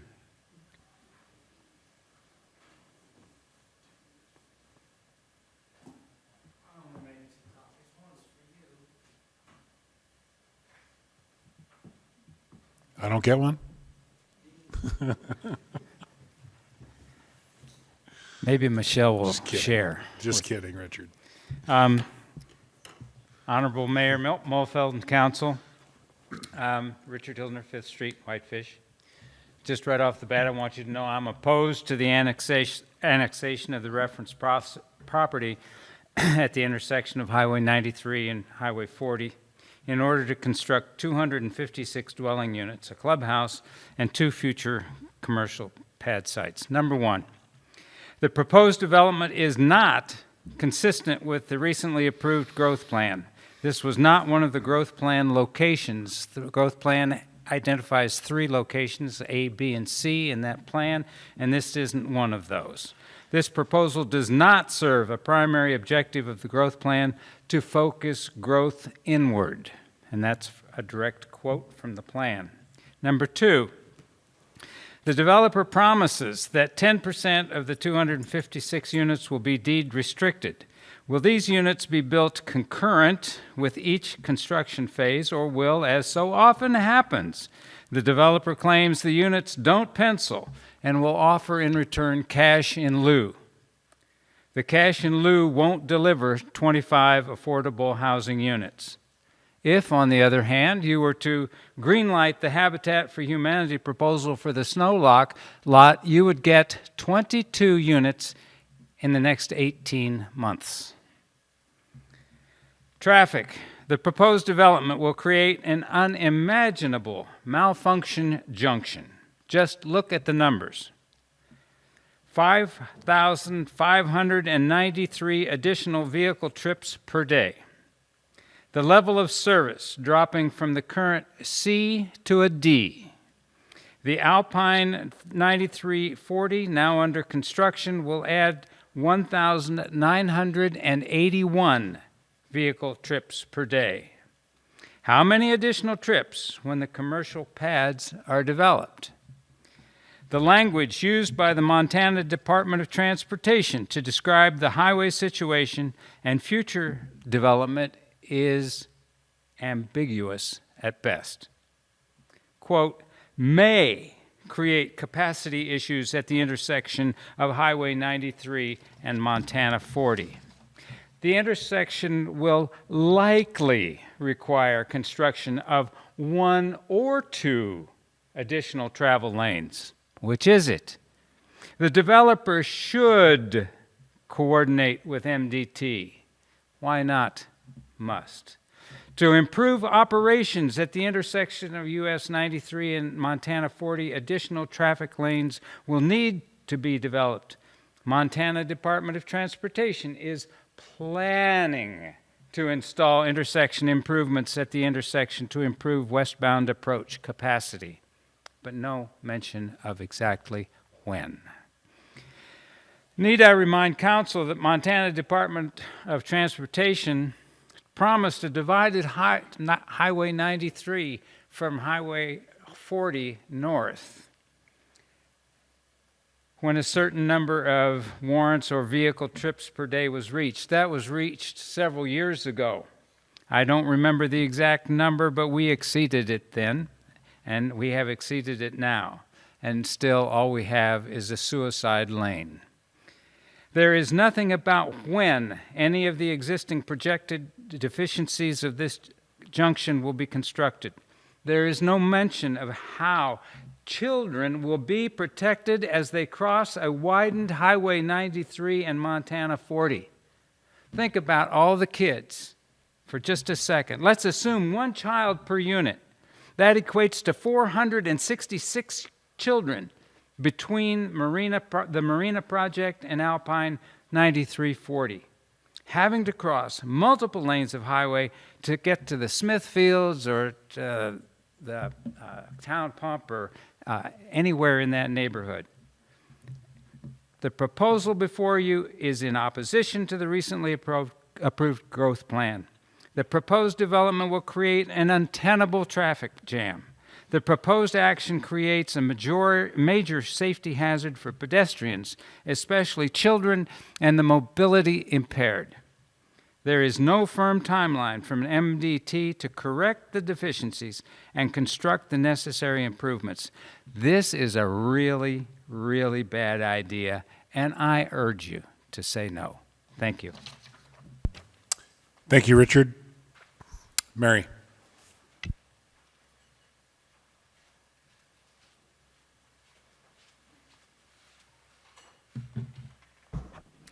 Thank you again, Mary Flowers, Citizens for a Better Flathead. I don't think Richard could have said it better, so I will fully endorse all of the things that he has raised before you. We have not had the time to delve into this as much as we would like. At the very least, I would like to see it tabled, but I wholeheartedly endorse denying it. I don't understand why you would bring in a development like this with a sketch of a site plan. I think we need much more robust commercial and traffic information on how this is going to work at that intersection. And I also am concerned about this cash in lieu loophole that we may not ever see the affordable housing that, the built affordable housing that would be needed. So in short, please listen carefully to the issues that Richard just raised. We fully endorse those and urge you to deny this. Thank you. Thank you, Mary. Further public comment on this item? Michelle, anyone online? I'm not sure. Ed, are you still there, and are you interested in commenting on this item?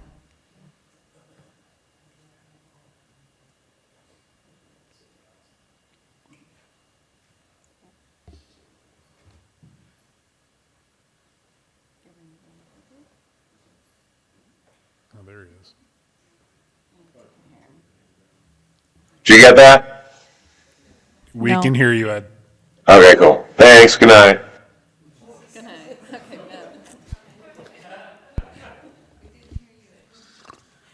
No comment, Ed? Assuming none. Michelle, anyone else wishing to provide comment? No, man. You can't hear me? What the hell are you laughing at? No comments. Do you have a comment tonight? No. Thank you. I'm going to go ahead and close the public hearing and turn it back to the council for discussion, or preferably a motion one way or the other. Giuseppe. Mr. Mayor, I would have a motion unless there are fellow questions.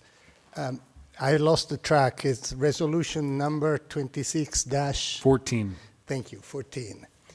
I move to approve resolution number 26-14, a resolution to annex and incorporate within the boundaries of the city of Whitefish by petition and consent of the property owner approximately 18.01 acres of land known as tracts 7D and 7CK, Charlie Kilo, addressed as 5960 Highway 93, as in section 12, Township 30 North, Range 2 West, and zone the property to WBT, Business Transitional District, based on the finding of fact and the staff report, and subject to the recommended conditions of annexation approval, WAR 26-01 in the packet.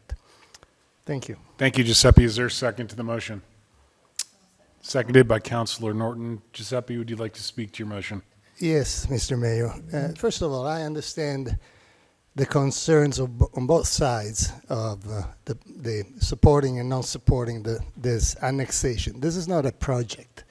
We're looking at an annexation conditioned to a development agreement.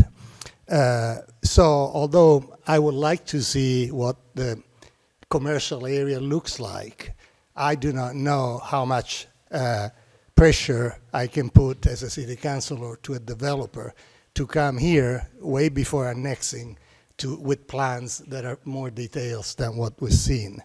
As Keegan said, it's not ideal because we indeed wanted our houses downtown near the depot park, and we still haven't done it, but it's a good place for housing.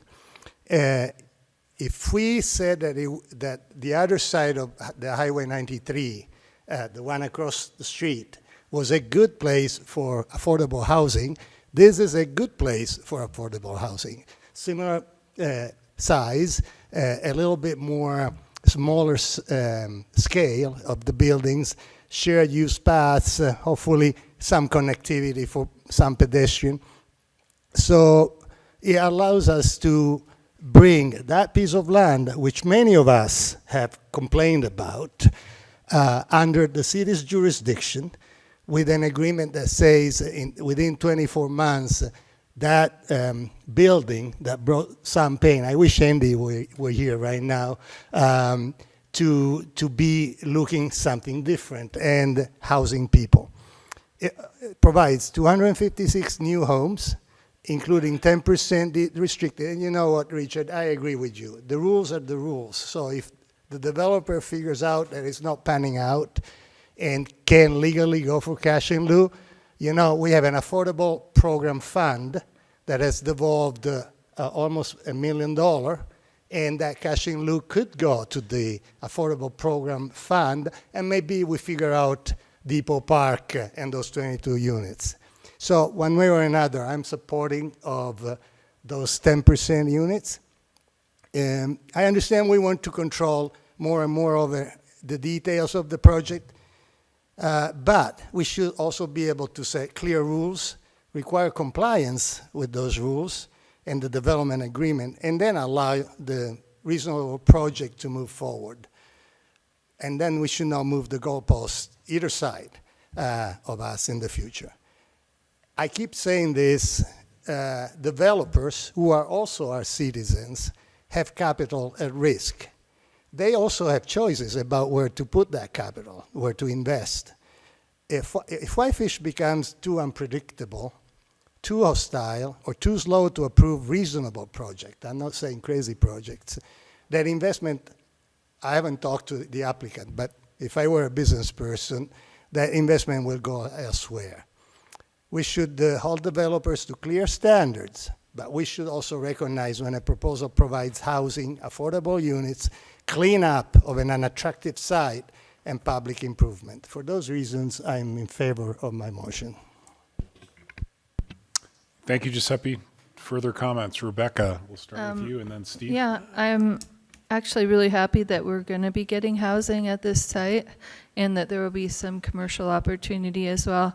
I am concerned about the traffic, but you know it was going to be a problem. But like Craig said, in 2 years, MDT is going to be improving that intersection, so they'll be able to help manage the flow. And we all knew things were going to develop out there anyway, so I'm happy that we're getting affordable housing as part of this project too. So I'm in favor. Thanks, Rebecca. Steve. I'd like to offer a friendly amendment to the conditions if possible. My amendment would be that the landscaping would be done in conjunction with phase one. I don't see that anywhere, but I know that we all understand that this site has been an eyesore for a long time, and the county has refused to even enforce their own standards, and I'd love to see them start with the landscaping up front as much as possible. The entire property? The part that's next to Highway, that's along Highway 93, the part that we have all watched just be a parking lot for years, and with no landscaping, even though the county has landscaping standards. Okay. Is there a second to that friendly amendment? Seconded by Councilor Norton. If I could ask the developer a question at this point, it might be. Please. Well. Prudent. I just want to watch you get up and down more, Will. Would that be, I hope you understand the intent. I don't know if it would. We feel the same way. Okay. And so the question is the ground lease, it is the immediate area around the structure, and so there is that 50-foot setback. There's areas, we're all for it because it will create the sense of arrival. The intersection will be part of phase one, and so we fully intend, we want to create an attractive site that brings people in. So that is in line with our vision. I don't know to what detail right now exactly, but that's something we're on board is attacking the landscaping. Okay. All right. Thanks. Further comments on the friendly amendment? John? Dave. Just a note on, if those two commercial lots are part of this, we look at landscaping at the time of building permit. So if those become separate lots and subdivided, we would review the landscaping based on whatever the site plan is on that site, and that's how we determine what the required landscaping is. He's talking about landscaping potentially within that 50-foot setback, the frontage improvements along the road, which wouldn't be necessarily tied into a specific building permit. And so, I think trying to tie the required landscaping on those commercial lots without knowing what's happening, what size buildings go in there, what kind of infrastructure, the parking lots are things we review for landscaping. None of that stuff's being proposed at this time, so it'd be very difficult for them to install that stuff without, for us to review it without a plan.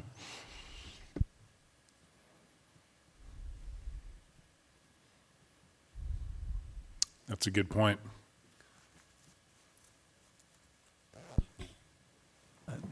Okay.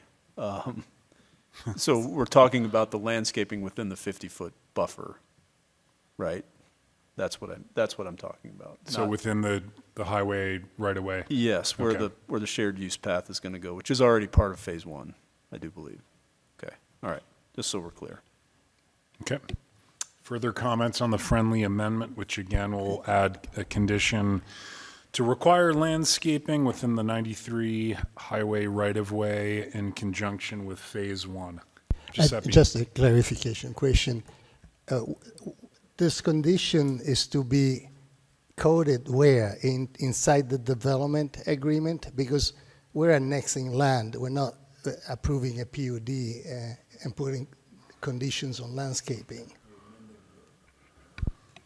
My understanding is that we are amending the developer agreement. Just want to confirm where this verbiage is going to end up. I believe it would be the development agreement, correct, Angie? There's a list of recommended conditions in the development agreement on Okay. page 322 of our packet. Okay, thank you. Then don't get up. You can nod or shake your head.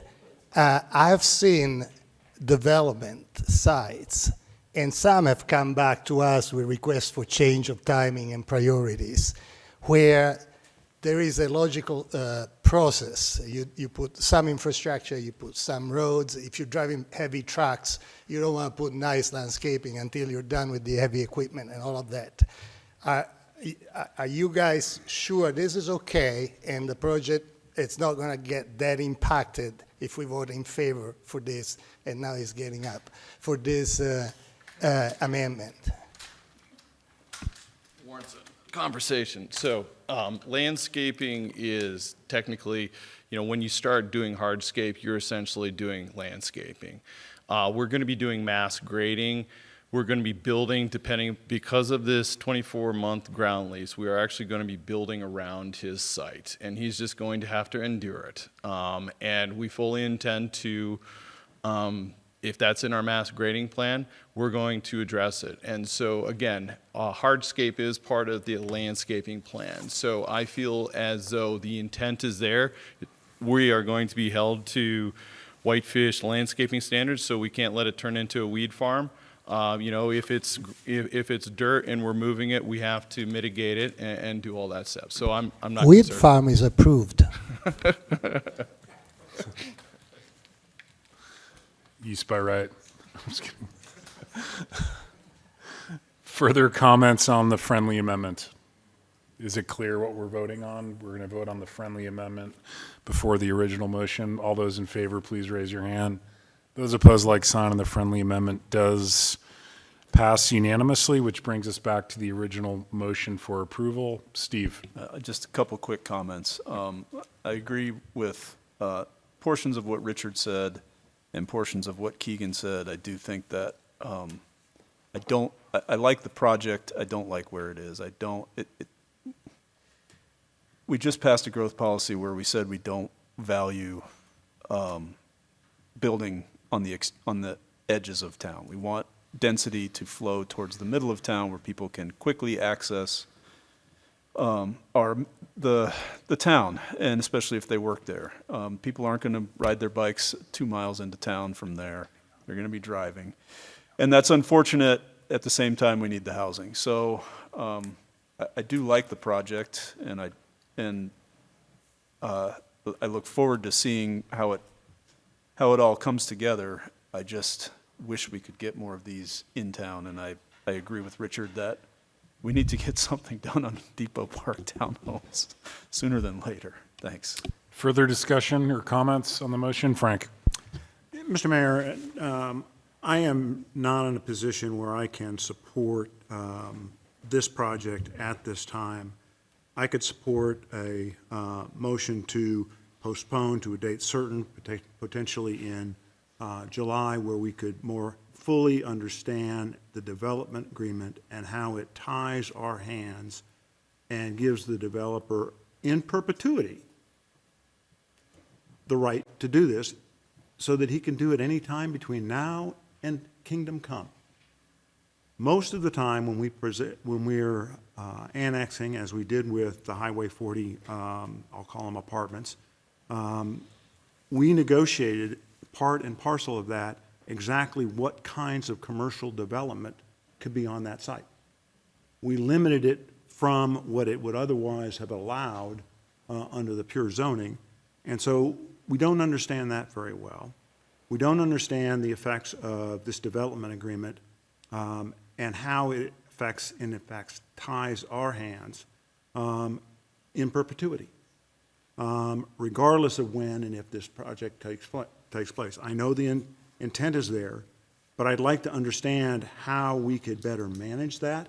And I think that I kind of agree with you, Steve. I think that the project itself is not bad, but there are too many unknowns here in terms of the traffic impacts, how soon they might be resolved.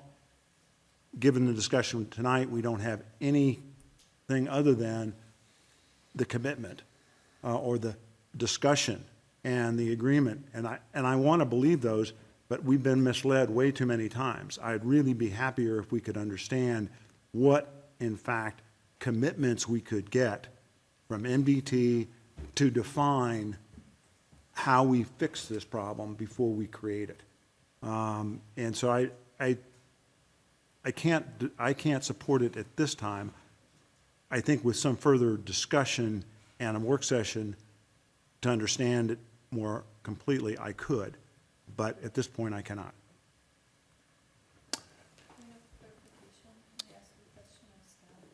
Yes, and then we'll go to Ben. Dave, I thought I read in our updates that people can have extensions, like once a project's approved. Is that only PUDs though? I thought it was extended for 10 years, not just 2 or 4 or something. That's subdivisions. Is it subdivisions? Yep. Okay, so would this be a subdivision? Nope. I mean, Okay. they might subdivide it in the future, but which would require them to do some improvements and things like that. But this is So not. there's This is no an limitation annexation. on when they- Annexation and rezone is what you're reviewing tonight. Okay, and when it comes back to you then, will it come back to you? At some Yeah, point? well, I mean, any development will have to apply for an architectural review and a building permit and all that stuff. And if there's any other additional things that happen on the vacant lots, they'll have to come through the process for those. So they're just showing us what the vision could be with, and But they're they're- committed to a site plan, but But there's the no. site plan is part of the developer agreement. Yeah. You guys are approving this site plan as part of the developer agreement for the multifamily projects. Okay, all right, thank you. Sorry, guys. Ben? I'd start by saying that I've said this many times up here, I am no general fan of dense development on the periphery of town. I think good city planning does target the growth inward. With that said, I have to acknowledge the fact that there is a very large apartment project directly across the street. And I mean, I actually voted years ago against extension of services south of 40 because I thought that this was a likely outcome, but that cat is out of the bag. I mean, I think that whole portion, this is in this one specific area, I think I'm willing to roll with it. It's already there. The cat's already out of the bag. It's already a commercial zone all the way up and down that highway. We need the housing. And so I think overall this project is fine. It's decent. It offends me less than the one across the street, frankly, that's already being built. No offense to that one. But I just think that we do need the housing, and I think that we need to approve projects like this as long as they work in our longer term growth planning, and I think that this is probably the only location around the periphery of our boundary of our town that I would probably be in favor of something like this. But here we are, and it's in front of us, and I am, so I'm going to support the motion. Thanks. Thank you, Ben. Further comments on the original motion as amended? All those in favor, please raise your hand. Those opposed, like sign, and the motion does carry on a 4-1 vote with Councilor Sweeney voting in opposition. Thanks, you guys.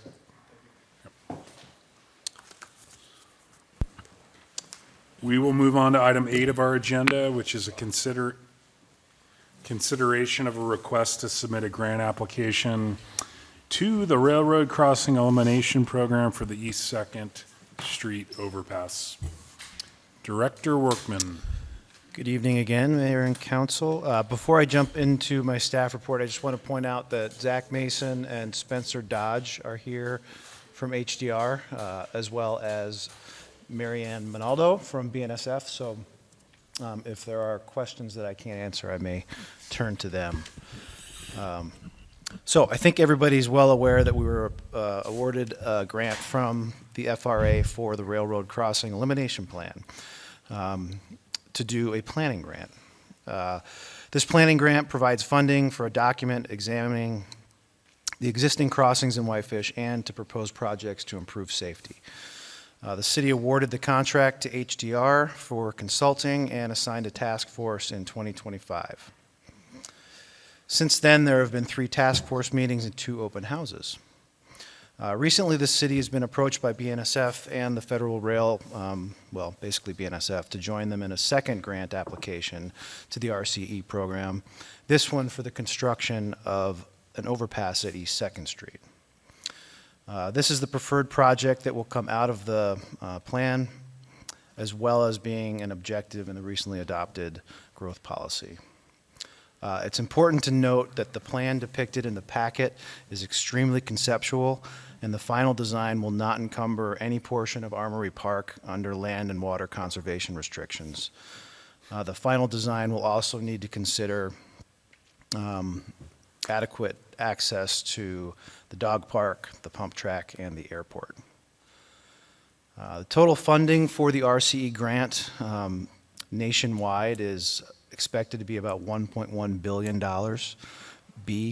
billion with a B, and is expected to be the last round of funding for quite some time. This one came up pretty quickly, and applications are due no later than June 8th, so a week from today. If awarded, the grant will cover 80% of the engineering and construction costs. The remaining funds will be split between the city and BNSF.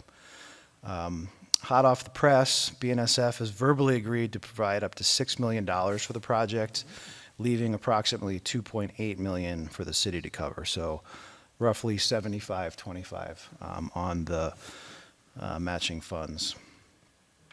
So based on all of that, the Public Works Department respectfully recommends that council consider the submittal of a grant application to the RCE program for the East 2nd Street overpass. And I guess we'd like to hear a motion one way or the other in order to submit the application. Thanks, Craig. And Steve? Craig, are we locked into the plan, at least roughly as it's designed here with the big horseshoe-shaped overpass? Is that where all the estimates come from? That's the concept, and ultimately, the final plan will mimic something similar to that. But it's been pointed out that the concept extends too far to the south and does encumber that land and water restricted area. We heard some comments earlier tonight about why can't we go to Armory? Well, if you want to cut straight through the middle of the softball fields, that's an option. But literally, 2nd Street lines up with the lacrosse field and still a lacrosse field? Lacrosse field and the softball fields to get to Armory. So I don't really see that as a valid option. Okay. All right. Just checking. Yeah. And I mean, the intent is to follow the existing alignment of 2nd Street, which is a horseshoe. So Okay, thank you. Yeah. Further questions for Craig? I would entertain a motion, please. Ben? I would move to approve a request for a grant application to the Railroad Crossing Elimination Program for the East Second Street overpass. Is there a second to the motion? I'll second it. Seconded by Giuseppe. Further discussion? If I could, John. Ben? Looking into the far distant future, it seems likely to me that this town will need a second crossing. And if you look geographically where that might exist, this seems like a probably logical location. I would emphasize that that is likely in the far distant future. However, this type of planning requires planning way in advance. I note from the comments that were made that this would cost the city $2.8 million to construct this overpass. This may be the only opportunity we would ever have in our lifetime to build an overpass for anything even close to $2.8 million. Any other option would likely be exponentially higher. So I speculate we may or may not get this grant, but if we do, I trust that we will take a harder look at this design. I understand it is conceptual, or however you said it earlier. I have concerns about the design, frankly. I think a lot of people do, but we haven't really had time to look at that design. So I think, I trust we will evaluate that further in the future, find something that can work with the community and support the long-term growth of the town. So therefore, I do believe that we should make an attempt here to see if we can get a whole lot of free money. Thank you, Ben. Further comments? Giuseppe? Yes, Mr. Mayor, first of all, I want to thank the team here from the consulting firm and BNSF who learned a lot about our town tonight. So I appreciate you sticking around and still supporting this motion. You picked the right meeting. Right. I've come pretty intimate with the inner workings of BNSF during the last few years, and I know that they're adamant about safety. And if they could raise that chain link fence on the viaduct to 10 more feet, they would do it. So eliminating a grade crossing like that means a lot, both to BNSF and to the FAR, which the Federal Railroad Administration, FRA, which is like RFAA for airplanes. So, and all the rest that I was going to say was well said by Councilor Davis. So I support this motion. Thank you, Giuseppe. Further comments? All those in favor of the motion, please raise your hand. Those opposed, like sign, and that motion does carry unanimously. Thanks, you guys, for joining us this evening. Very much appreciate it. We'll move on to item 9A. You have Dana's written report enclosed in the packet. Any questions for Dana? Rebecca? Yeah, Dana, could you just talk a little bit about how the Big Mountain, you mentioned that the Big Mountain's new resort tax, they were discussing how it was impacting them, and I was just curious what they said, and then Columbia Falls too, because you went to a resort tax meeting. Yeah. Sure. So the Montana Resort Tax Association is a group of resort tax communities, districts, and areas. And so we held our spring gathering in Whitefish and Columbia Falls. The sessions that we had, actually, Councilor Fury attended, as well as Doug Reed from our Resort Tax Monitoring Committee. So it's unfortunate Andy's not here because he could probably share his experience there. But Big Mountain shared kind of the challenges that they've had becoming a new district. Learning the enforcement aspect, getting people on board with a new district, a new tax. We obviously haven't had to deal with that since the 90s. So I think some of the good things that came out of it when, for example, Big Mountain and the city, we ran into a situation where we had a business that was operating in city limits but also delivering product to Big Mountain. And it became an issue of, well, who do we pay tax to? And so we've worked together, both the Big Mountain Resort Area District and the city, to come up with guidance for our businesses that work and operate in both our community and up in their area. So those are kind of the highlights we got to share, but they're excited to be able to provide grant funding. I think they estimated about $500,000 a year that they could provide to nonprofits in addition to what they're providing to their fire department up there to increase staffing for their fire response. So pretty great things. And there were a bunch of communities there, and we're excited that they came to the northwest side of the state, because often we see a lot of these conferences more centrally located in the state. So. Thanks for the update. Thanks, Dana. Anything additional to report on? Just that this week we've been welcoming our second graders in the community to come and learn about the city. So it's a great opportunity. Every year we have them. So it's a little chaos during the afternoons, Monday, Tuesday, Thursdays, and Friday here. But all the staff have been gracious to take a little time away from their desks to help educate our youth. And then the city staff, we're holding our citywide training on Wednesday for our annual sexual harassment training, which is really neat. But the great part is MMI is providing that for free. So it's just getting seats in here for them to have their annual training. And that was our topic this year. Thanks, Dana. Now we'll move on to item 10 of our agenda, which is communications from the council. Giuseppe, would you like to start this evening?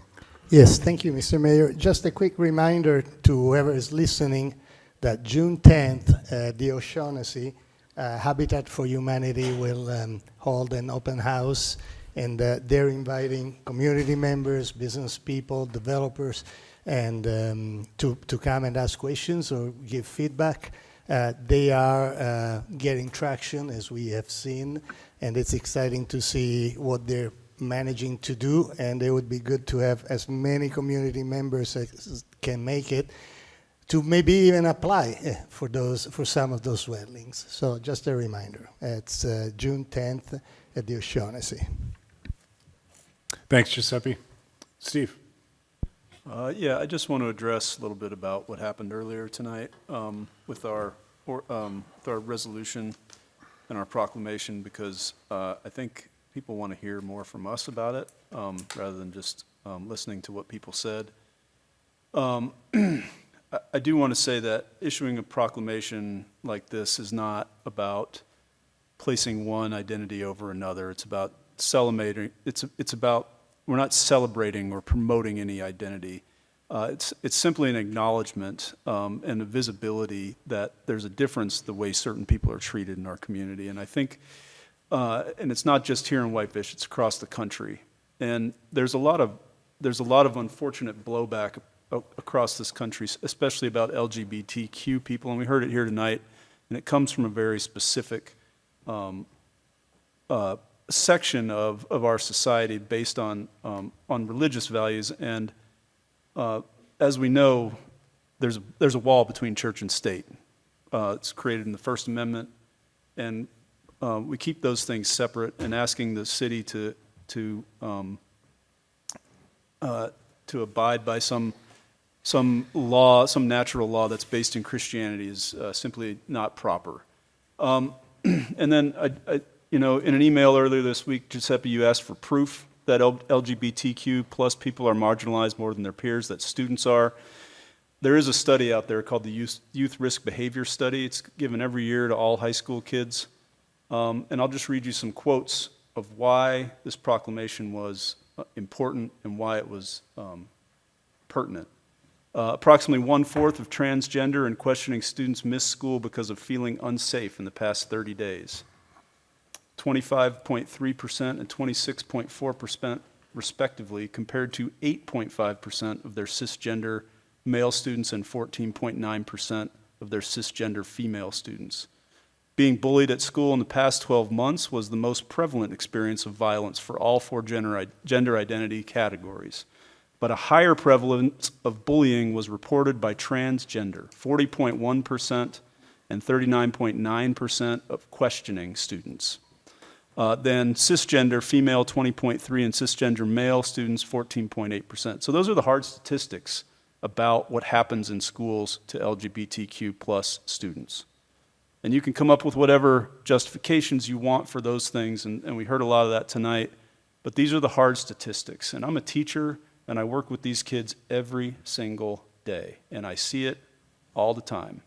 The bullying doesn't happen in front of adults, it happens behind the scenes, and it leads to these kind of things. And it's not unheard of for teens, especially in the just coming out of their adolescent years, to question who they are. It's part of our natural growing up process. And by giving them grace, we give them a voice, rather than telling them that they're wrong. And then just in the past 2 weeks, since Ken Paxton won the Democrat or the Republican primary for senator in Texas, the administration, high-ranking government officials have started slurring transgender people. Stephen Miller called James Tallarico Texas Democrats' first transgender Senate candidate, because apparently he's not macho enough for Stephen Miller. Ken Paxton, who won the Republican primary, called him six-gender Jimmy. The RNC national chair, Joe Gruters, said Tallarico wants to mutilate children because of Tallarico's stance on LGBTQ plus rights. The president himself called Tallarico transgender, which is not only not true, but it was designed as a slur. And a slur is meant to belittle and dehumanize people. And that is precisely why the city proclaimed what it did today. They didn't say black or Latino or Somali or Italian or German or rich or poor. They used the slur trans. I grew up in the South where the N-word was used all around me my whole growing up life.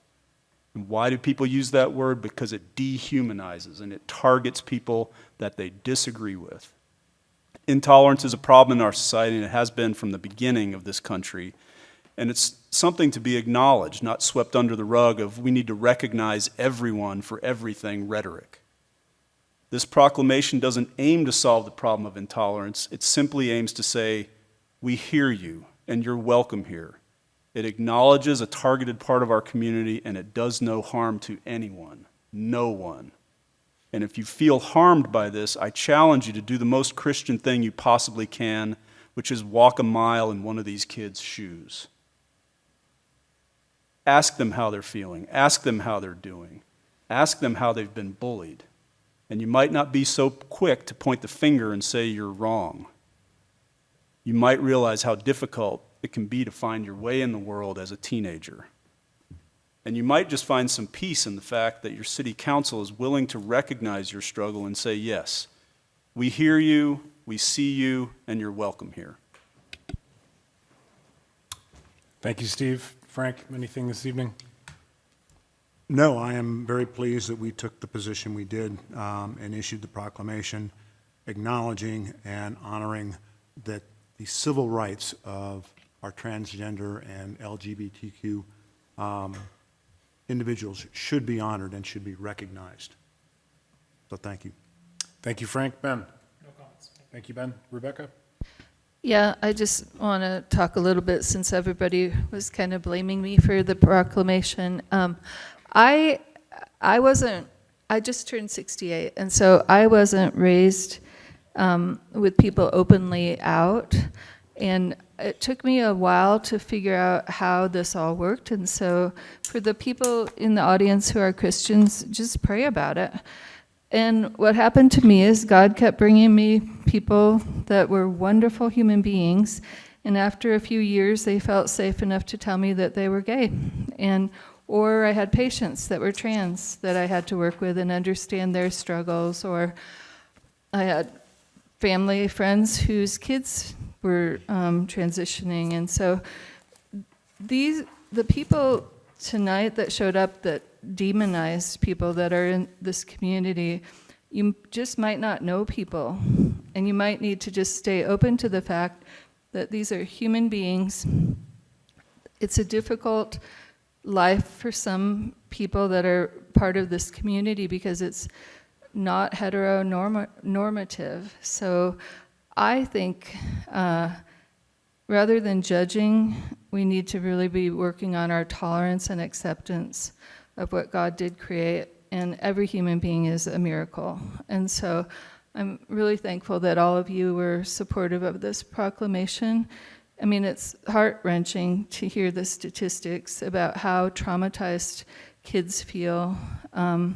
It's very difficult for a lot of people to just be openly who they are. And I hope our community can grow into a better understanding that this is a natural, very natural part of being human beings. And it's been part of our evolution for centuries. It's not going away, and I think it should be part of our celebration of this month, that we get to have the joy of having these kids and people in our lives that teach us how to accept our humanity more fully. So that's it. It was hard to listen to all the rhetoric that made it bad to be who people are. I don't understand that. So hopefully we can all work through this and get better at it. Thank you. Thank you, council, for the comments tonight. Dana, anything further from staff? Just a reminder that you have a budget work session next Monday at 5:30. Hopefully better attendance this time. I won't be there. Okay. I have nothing. Thanks, everyone, for your work tonight, and to those who attended, and we are adjourned.